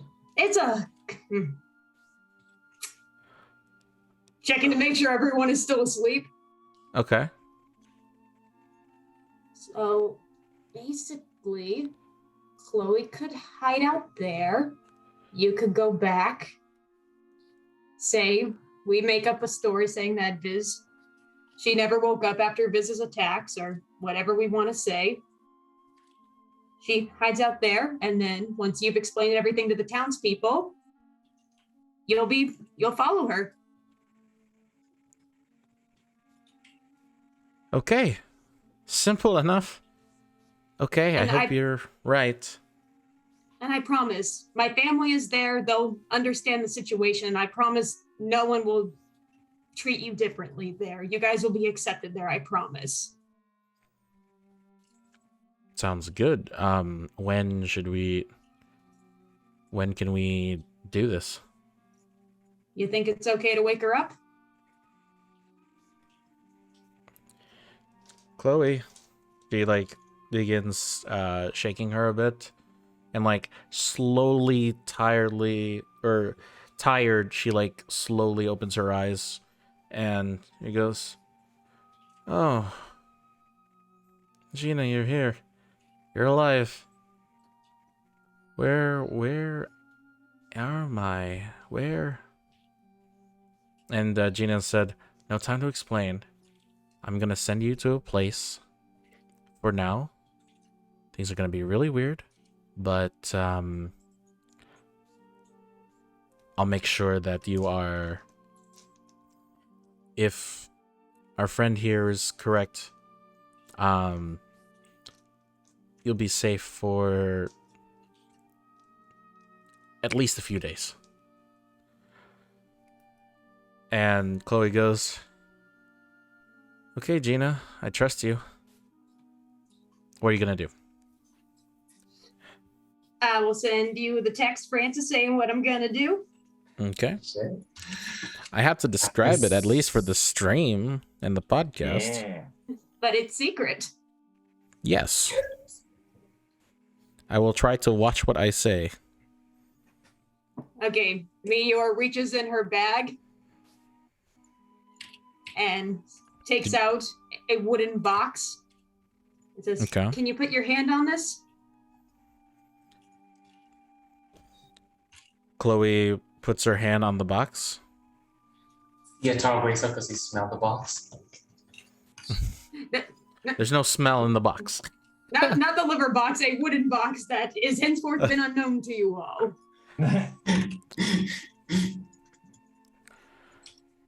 And Meteor just closes her eyes. Ventrias, Ariosa, Mosi, Ajas. As you see runes on the outside of the box begin to glow, and almost like a Pokeball. This purplish blue aurora-like light shines, and all of a sudden, Chloe is gone. You'll see her soon. I hope this works. It will, I promise. So, I hate to ask, what is the plan? Obviously, from what I'm getting at, it seems that you obviously didn't come hunting for us for our goat. So... No, but I do like him awful much. And you just... he's like... He goes back into his sleeping position. I give him a little pat. Almost like a dog. He, like, enjoys it.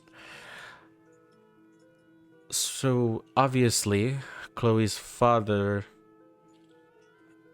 sent all of you after him. What is... And you to a lesser extent. The town was worried about you, too. Well...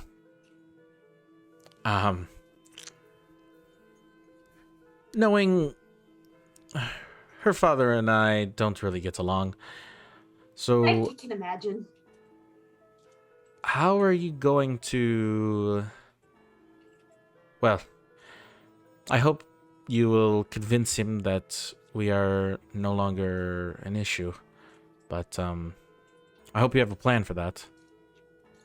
Well, we're just gonna say that Viz took her, which he did, and she's gone, which she is. Okay. Well... Okay. Well, I will pray for your success. Good night. Good night. And Gina goes to sleep. And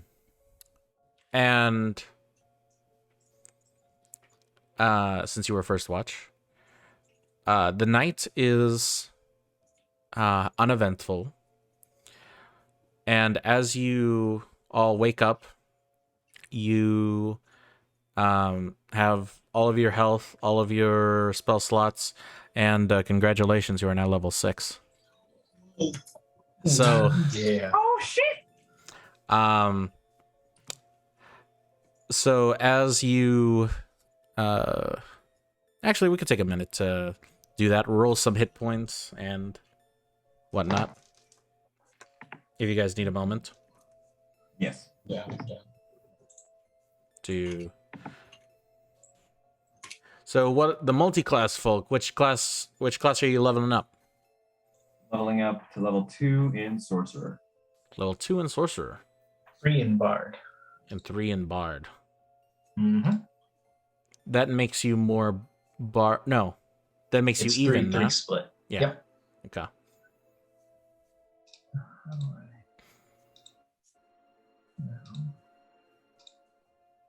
There it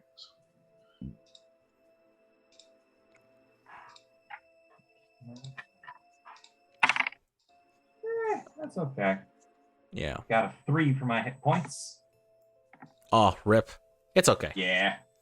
It's okay. Fine. Better than a 2. Yeah.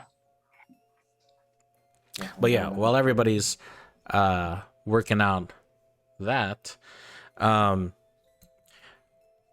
if you guys didn't know already, I started uploading audio-only versions of our campaign on Spotify. Be sure to check that out at Tales of Octavia and Anchor. And also, I now have TLDR episodes of episodes 1, 2, and 3 all on the YouTube channel. So be sure to check that out if you haven't already. Still deciding whether or not I'm going to go through with it, but I think it would be great for that. Also, follow me on TikTok, Instagram, Twitter, all of the things. Yeah. And all right. yeah, because I gotta up my Twitter game. I can't think of like banger D&D tweets that are not like just pure memes. There's too many good D&D meme accounts out there. Memes are bangers. True. There's one.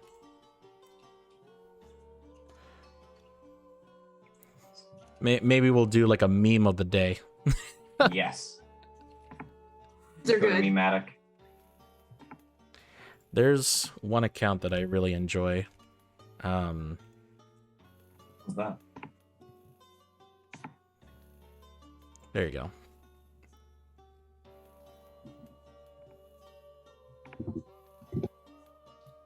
Yes.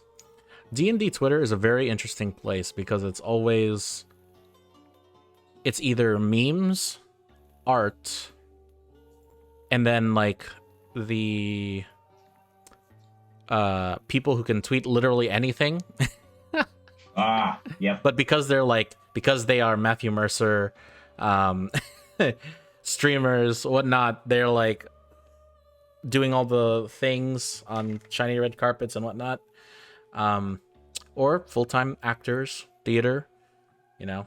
It's a very strange dynamic, D&D Twitter is, but I digress. Interesting. Yes. All right. I'm all set. Sounds good. How's everybody else looking? I just need to pick out a spell. Sounds good. Chose my feet. You get a feat at 6? Yes. Oh, nice. What feat did you Rome's choose? getting extra stuff. Actor. Extra ASI. In Druid? Nice. Yes. You're Okay. sneaky. Right, she's not the rogue. My bad. Ignore me. She's a druid. Woo! Mixing up people. It's fine. It's okay. New campaign. Who dis? It's okay. I added nameplates to stream so everybody knows like your character name and your class. It's a little basic, but it's fine. Basic is perfectly all right. Yep. Anyways, you all wake up in the morning, well rested, and you all notice that Chloe is missing. Don't freak out. Don't freak out. She is safe. Gina's like, She's not Gina's here. looking calm. She's like, don't worry.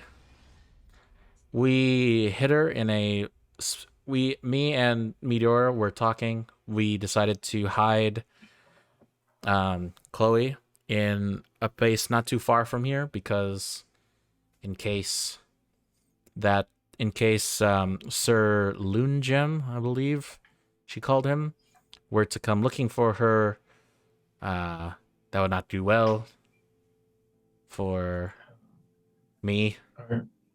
Aren't we supposed to bring Chloe back, though? We're gonna have to tell them that Viz took Chloe and Gina, which he did. That's not a lie. But that Chloe is gone now, thanks to his actions. And how do you mean by gone? Dead or missing? Oh, either could work. She's in a safe place. She's in a safe place. Look, we're not gonna make a person go back into a life that they didn't want to go into. Two of them ran away for a reason. She was about to be betrothed to someone she didn't like, and I couldn't give her back to a family that didn't accept her. And considering that I was the one probably taking her, Sir Lunjum will probably try to kill me, or at least imprison me for a little bit.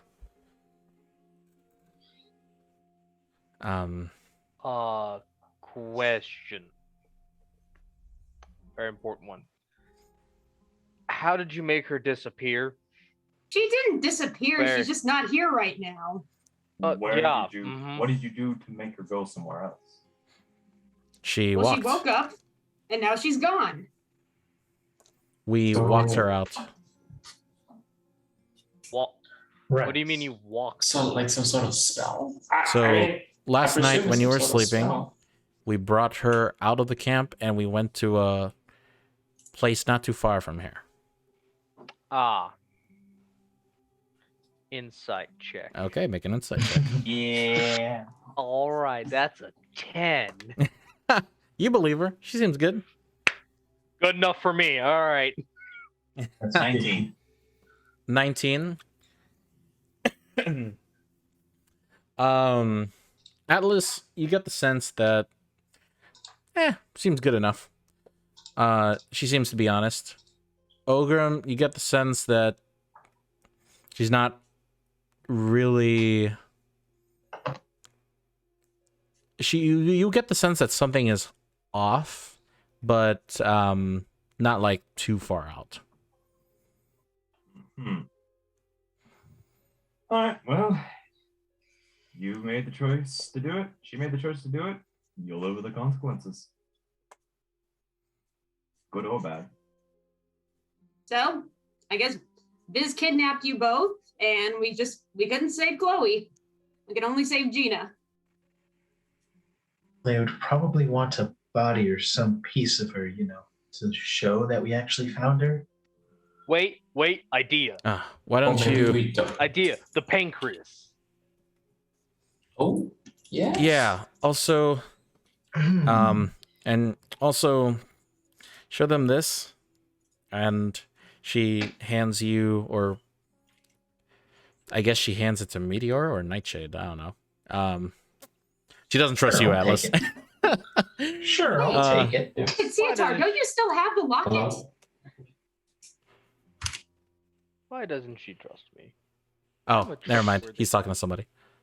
I'll take the note or whatever she's got to hand. Yeah. Sure. She hands over the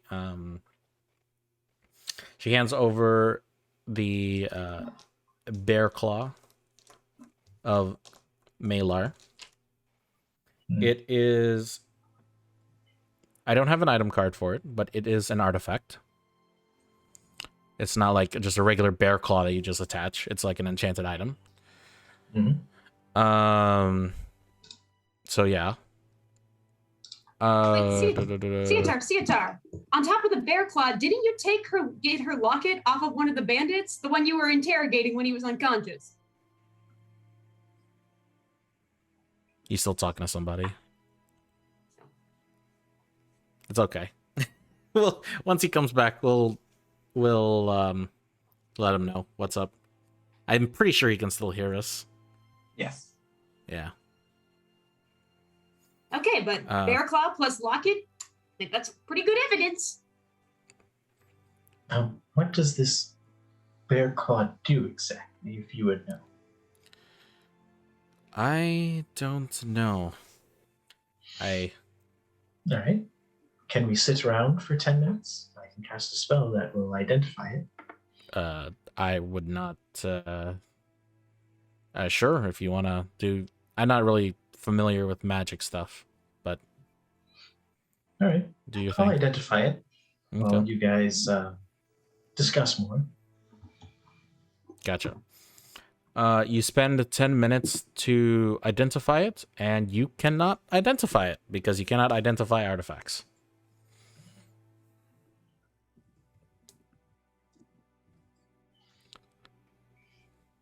Well, Can I try attuning to it if it requires to?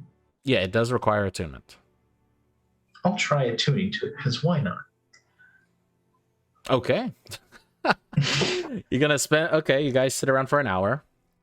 No, I'm gonna go do a workout routine while they're doing their fun stuff. Gotcha. You're gonna pull out. It's like in Metal Gear where you pull out the Playboy magazine and you're just gonna do push-ups. That pull-ups on a branch. I don't know. Easy enough. Shoot another pigeon or two for some breakfast. Nice. Chicken tenders for breakfast. Exactly. Or pigeon tenders, considering the wildlife. Pigeon tenders. They have pigeons in France.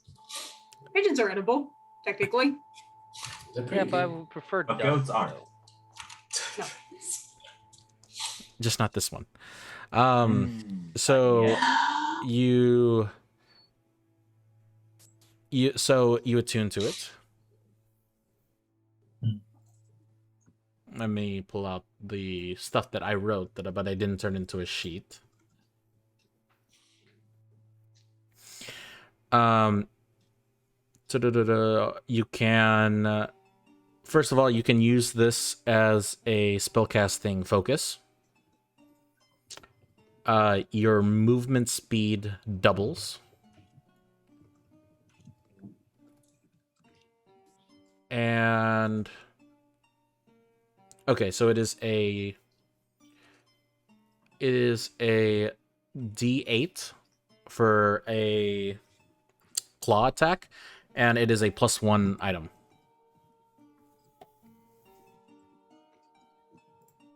Okay. So spellcasting focus, it does a D8.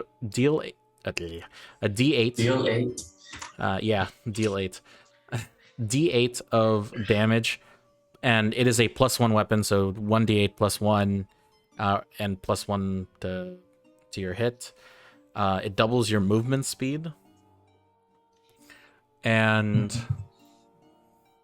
you feel hungry for some reason.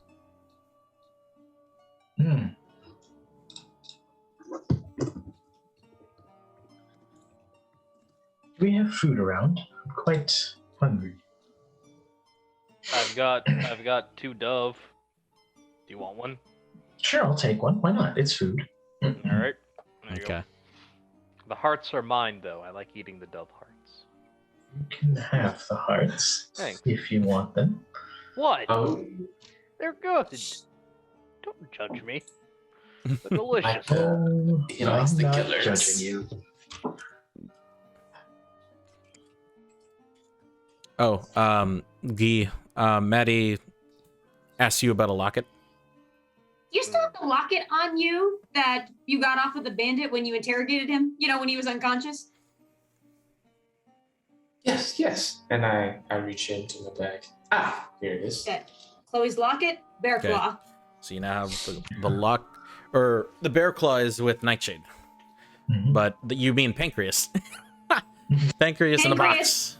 Pancreas, bear claw, necklace. Pancreas and locket. So yeah. So eventually you make a few hours pass in the early sunrise as you reach the town. The town itself, the village, is beginning to wake up. The overall people have not begun to really notice anything. As you return to Gina's cottage, you see Sir Loongem just sleeping and lazily as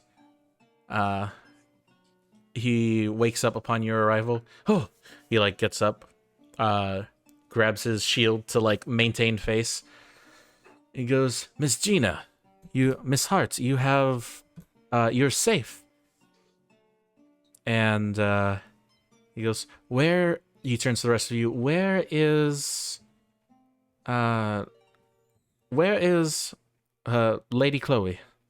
I just look at him silently and I hand him the necklace. He goes, oh, We are sorry, sir. This is Chloe's locket. She would never part away with this willingly.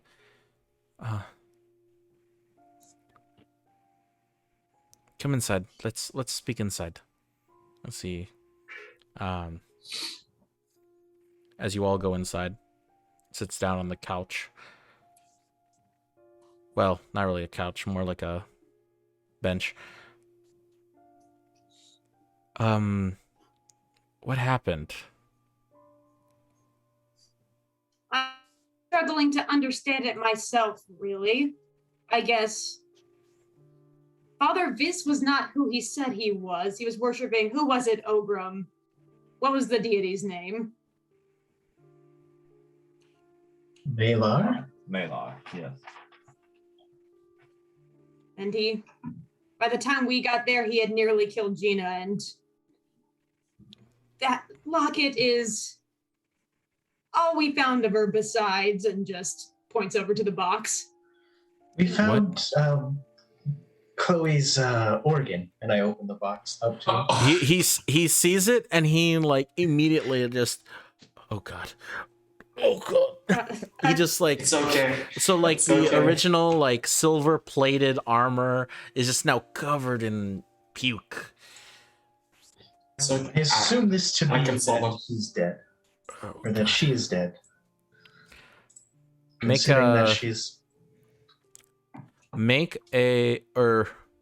okay. Whoever's leading this. Actually, no. Nightshade and Meteora, both of you make deception checks with advantage. yeah, that's gonna be good. Deception, you say? That's a 29 Ooh, Jesus. with a natural 20. That's a 19. Shit. We got it, boys and girls. He goes,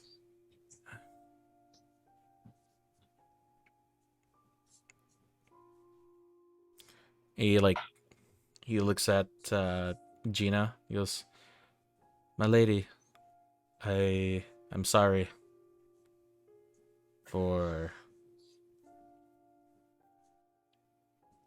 your loss. And like she just like slowly hugs him. Loon Gem is like beginning to cry right now as and he just instinctively hugs Gina for mourning. He goes, Does he He still began- have vomit on him? I'd say at this point he managed to wipe most of it off. Goes, after a while, he begins to calm down and he says, okay, well, I'll go. I should send word to. I'll send word to the Banon and Sir Lord Dutchman. We're sorry we couldn't do more.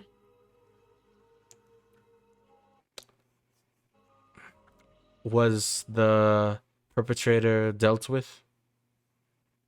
Yes. Most swiftly, yes. So it was a tough battle, but Burned his face right off. Good. And kept a what souvenir. else? It nearly killed us. Really Half of killed the you cost guys. for what we do as work. Good. I'm glad. Well, I'll be sure to let Mr. Dutchman know that for the most part the contract has been fulfilled. So thank you. We're sorry we couldn't bring her back to you at once. as he exits and gets on his horse and begins riding southwestwards.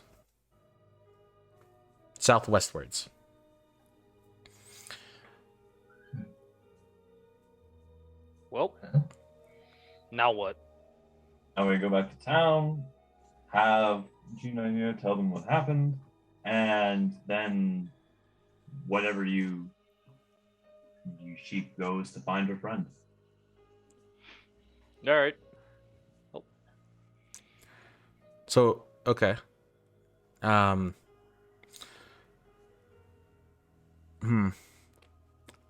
Over the course of the day, you begin gathering the folks at what was originally the Church of Pelor's outdoor gatherings, where he basically held all of the outdoor freeing rituals. And in combination with the bear claw, you show him the symbol of Malar and the dirty, torn robes of him. Over the course of the day and the afternoon, you managed to convince a lot of them that at the very least, Father Visk was very shady, so to say. And then you begin to hear word of bloodletting rituals, where people would essentially cut themselves and pour their blood over their crops for it to grow for the next season. You hear weird stories of how Father Visk would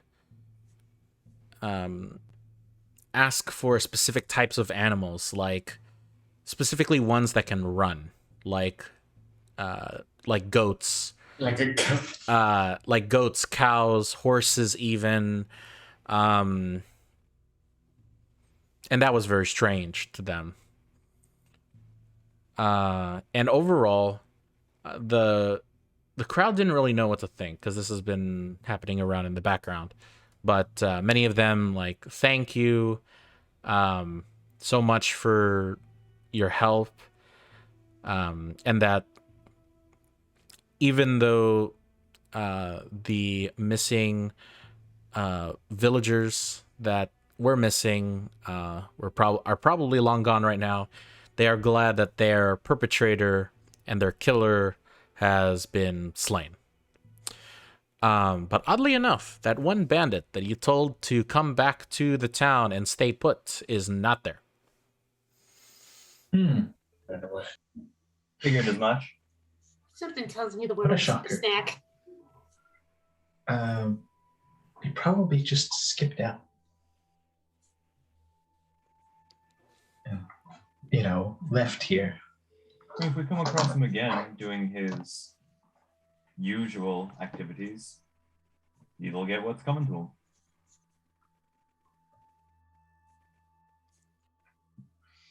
Yep, so I have the okay to basically, if we see him, I can kill him. If he's doing bandit stuff. If he found an honest job somewhere else, don't. All right. I just want to know. Mm-hmm. But we should get you to the guild. Let them know the job's well done. I agree. Alrighty, Gina. I guess we'll go pack your things in your house. Yeah, I'll do that really quick. And I'll go. she begins to go in her room and pack stuff. He goes, "Oh, good." She takes that jar of money that she's been hiding for emergencies. She takes that and puts it in her pack. She takes a few of the cookies. You go, oh. Opens lid, smells it. Yeah. She, packs a few books. Packs a few of the unmentionables. Okay. Where should... So, are you bringing her back? Or... Are we alone at this time, or is everyone else around? I would say... Because it's... I would say you're with her right now inside. Everyone else is kind of waiting outside.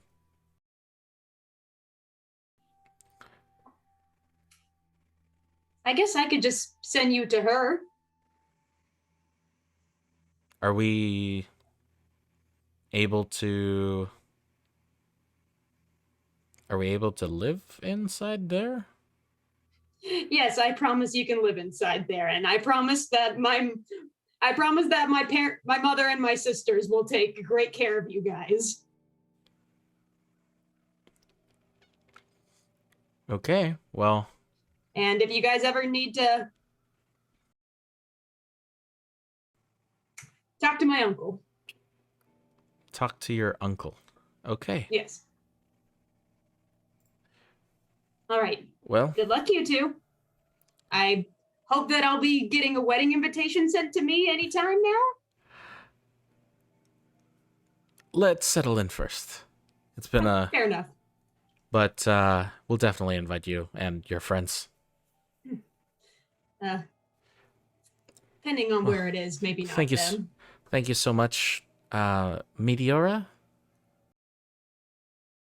Hug and like kiss on the cheek and okay, I'm ready.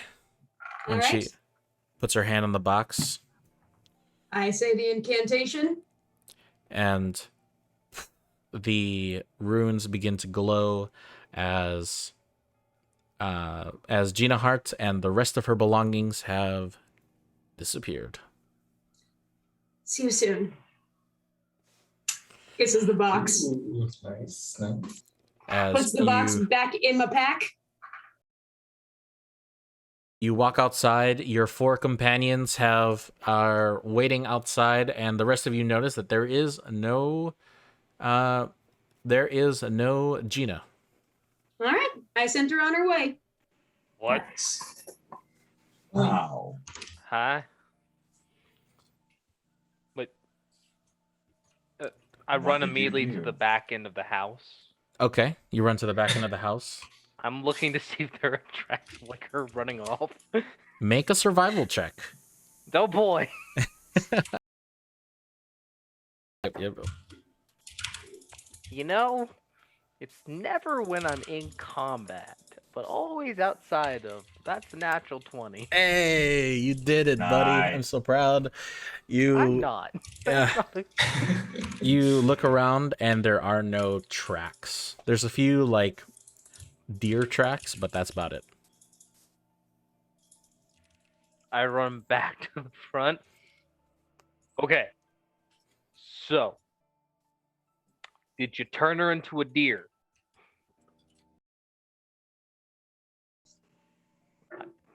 I'm inciting Make- you.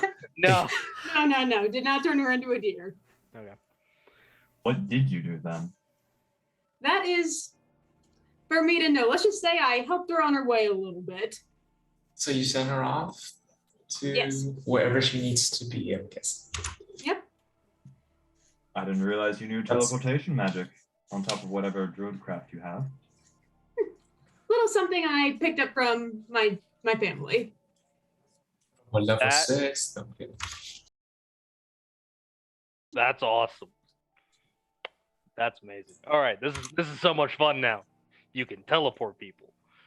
Not all the time. That's not all the time. Oh. Okay. So Oh. back to the city, back to the guild. This group is proved to be very interesting. Let's hope that the guild isn't too irritated with us losing half of our items that we took from the vault. Will we take the fall for that if they're mad?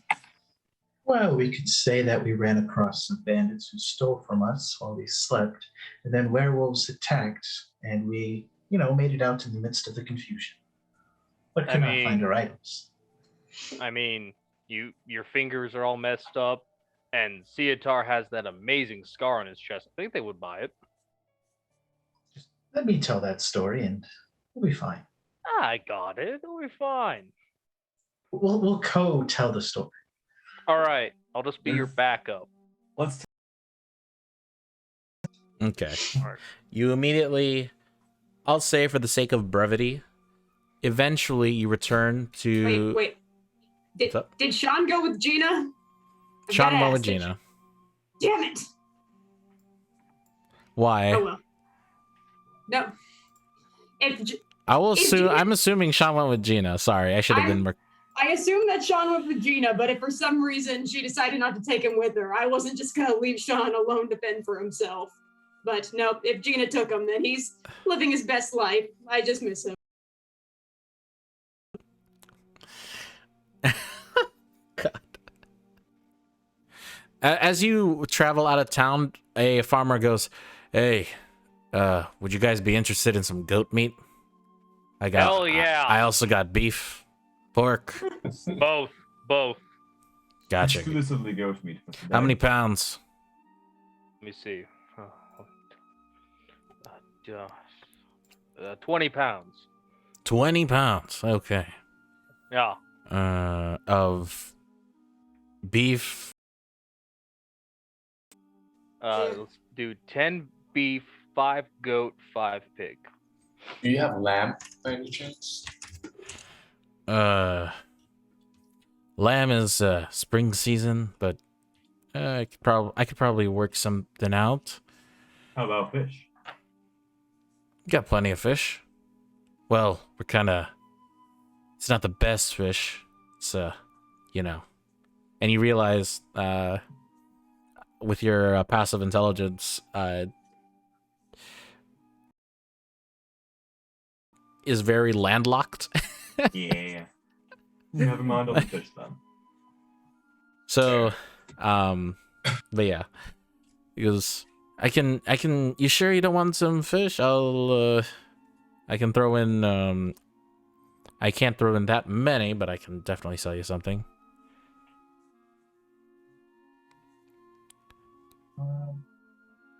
We'll say, 2 gold for the whole pot.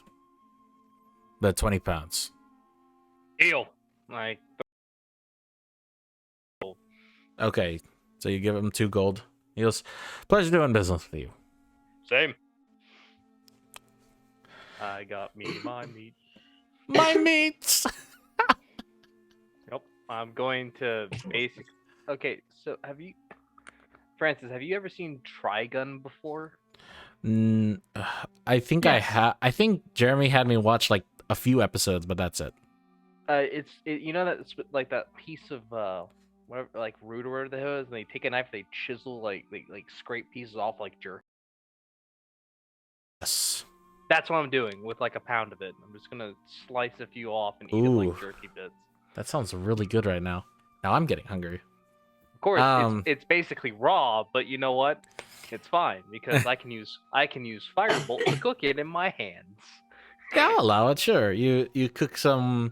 It's slow because it's a cantrip, but I'll say over time and over the course of your travel back, you're able to doing this. And oddly enough, Nightshade, over the course of watching Atlas cook it, you are very interested in it as well. That looks mighty fine. I know, right? Can I have? Great. Can I snack? Can I have a little? Can I have a little? You want some? I want. Or some. what do you want? Do you want the beef? Do you want the pork? Or do you want the goat? The goat, please. Goat? I'll take the beef, please. Beef? Oh, here. I'll give you this. I'll be the Give me pork this man. beef. All right, hold on. I can only cook 2 things at once with my hands, so give me a minute. All right, here, take the beef. You. All right, I say, the Caesar and Okram, I'll cook yours in my hands real quick while Imagine high fantasy RVs, basically. You turned your cart into an RV. There's like an indoor kitchen, porta potty, Runs So- on 4 horsepower with 4 horses. Oh, and by yeah. the way, Matt. this is going to be for Atlas portion, so you're both getting a pound of meat. All 3 of you are. Oh, perfect. Nice.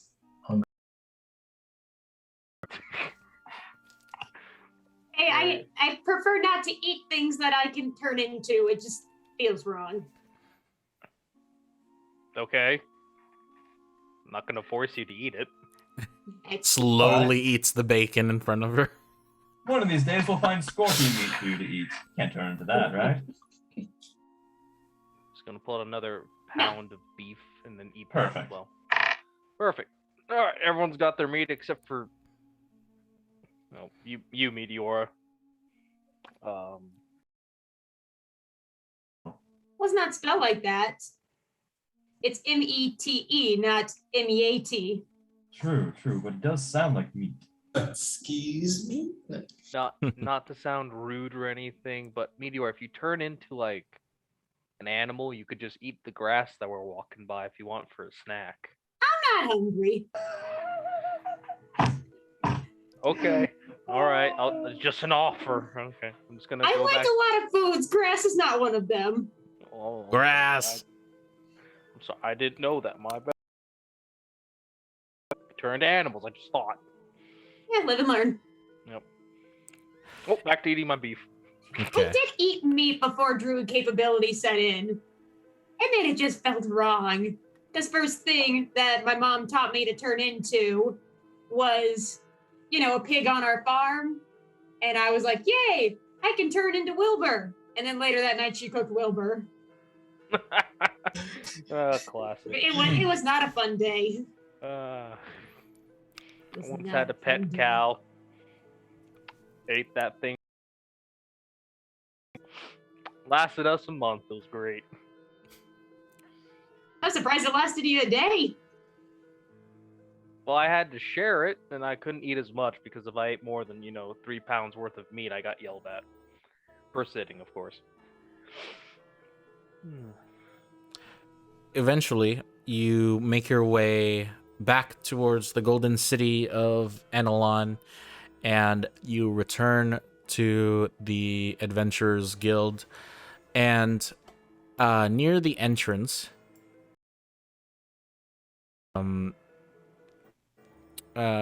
outside by the entrance, you see what appears to be Andrin Barrick, the quartermaster of the guild. He goes, "Hey, Atlas, Nightshade, Ogrum, Cietar, Meteora. How Long time no see. been a How few are days? you? How goes your mission?" We have Fantastic. good news, bad news, and more bad news. Okay, well, first of all, before you get me to all them how the mission went, how are those magic items that I gave you? That's part of the bad news. You see, there's a bandit tribe out there near the village, and they would often steal from the villagers. And we did not exactly know about this, and we were venturing into the woods, and we got ambushed and surprised by these bandits, and they took some of our items. Now, while we were captured, a group of werewolves appeared and started killing the bandits, and in the midst of the confusion, we escaped with what little we could find. Make a either deception or persuasion, whichever's higher for you. Because, yeah. We're going with deception. Mm-hmm. That's a 22. 22. And he goes, "Dag nabbit, these blasted bandits. I hope they got hunted down and step on nails." Yeah, the werewolves kind of killed most of them. There was one that's still running around, though. Ugh. Not sure where he went. So how many did you lose? I You believe lost sending 4. stones. I believe 4 of our 4? Yes. I lost my ring, the sending stones, For the power. your wand thing. The Wand of Secrets. There we go. God. They're gonna even steal more things. Well, How much was all? by the way? How much? Well, uh, the items are they don't really have a price to them, but I'm not sure if the guild will be able to spare the resources to get them back. Okay. If we were to acquire them again, we have to buy them out somewhere else.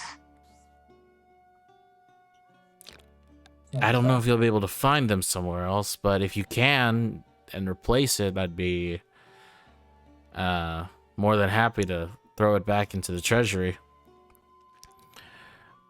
We'll I'll let the guild know. Winter's gonna be pissed, but what can you do? Sometimes these things happen.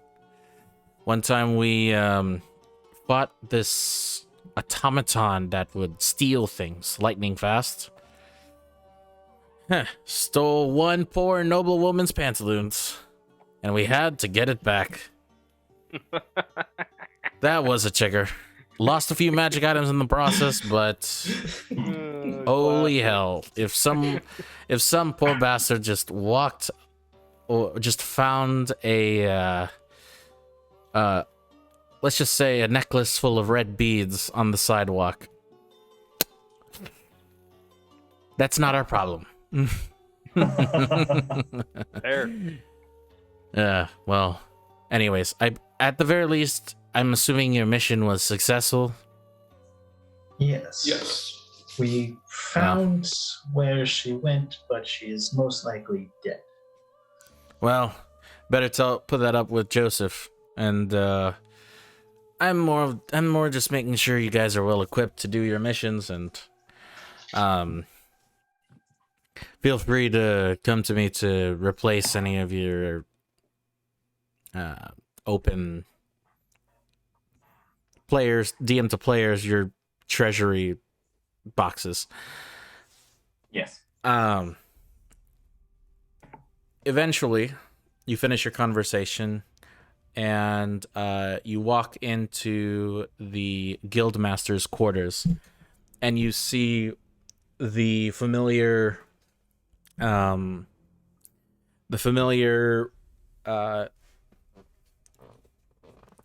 face of Joseph Winters, and you begin kind of explaining to him the process.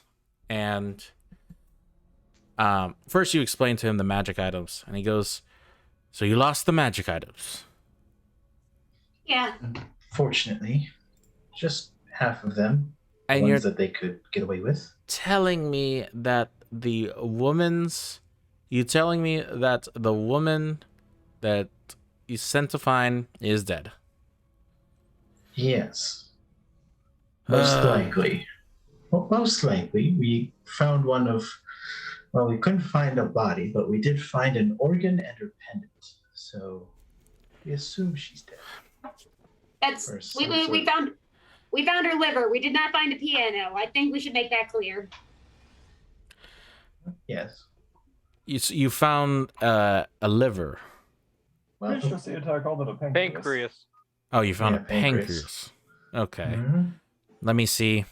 Pull out the box of cooling. And I open it. he grabs like a rag, just covers his nose and mouth, and like lifts the lid. Oh God, that's very graphic.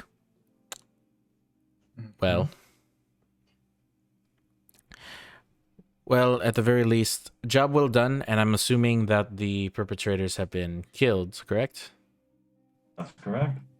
Very good. Well, on behalf of the guild, thank you. Sir, I will deal with the matter of breaking the news to the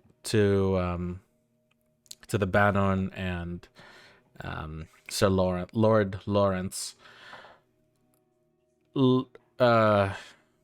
He opens his desk, and he pulls out what appear to be 5 coin purses.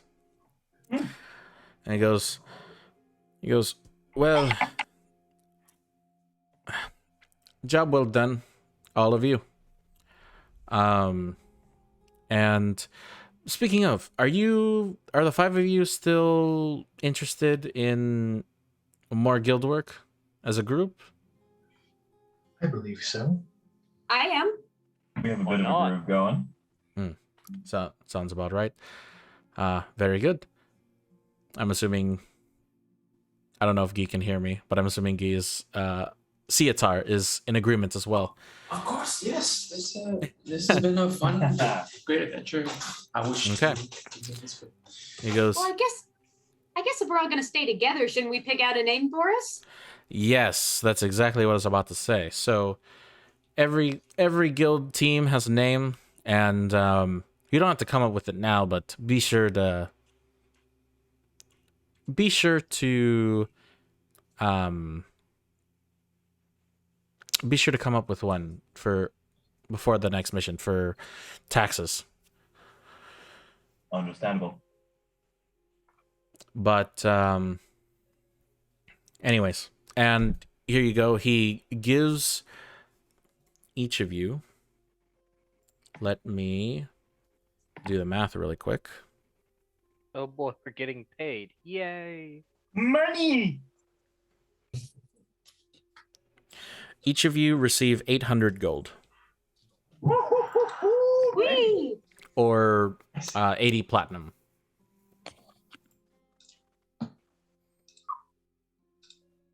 All right. As that is it for Arc 1 of Campaign 3. So, for everybody listening, we are going to take a break for a few weeks, and we'll come back with a brand new arc, a brand new adventure, and we'll see how you guys deal with a level 6 adventure. So that's going to be fun. Yes.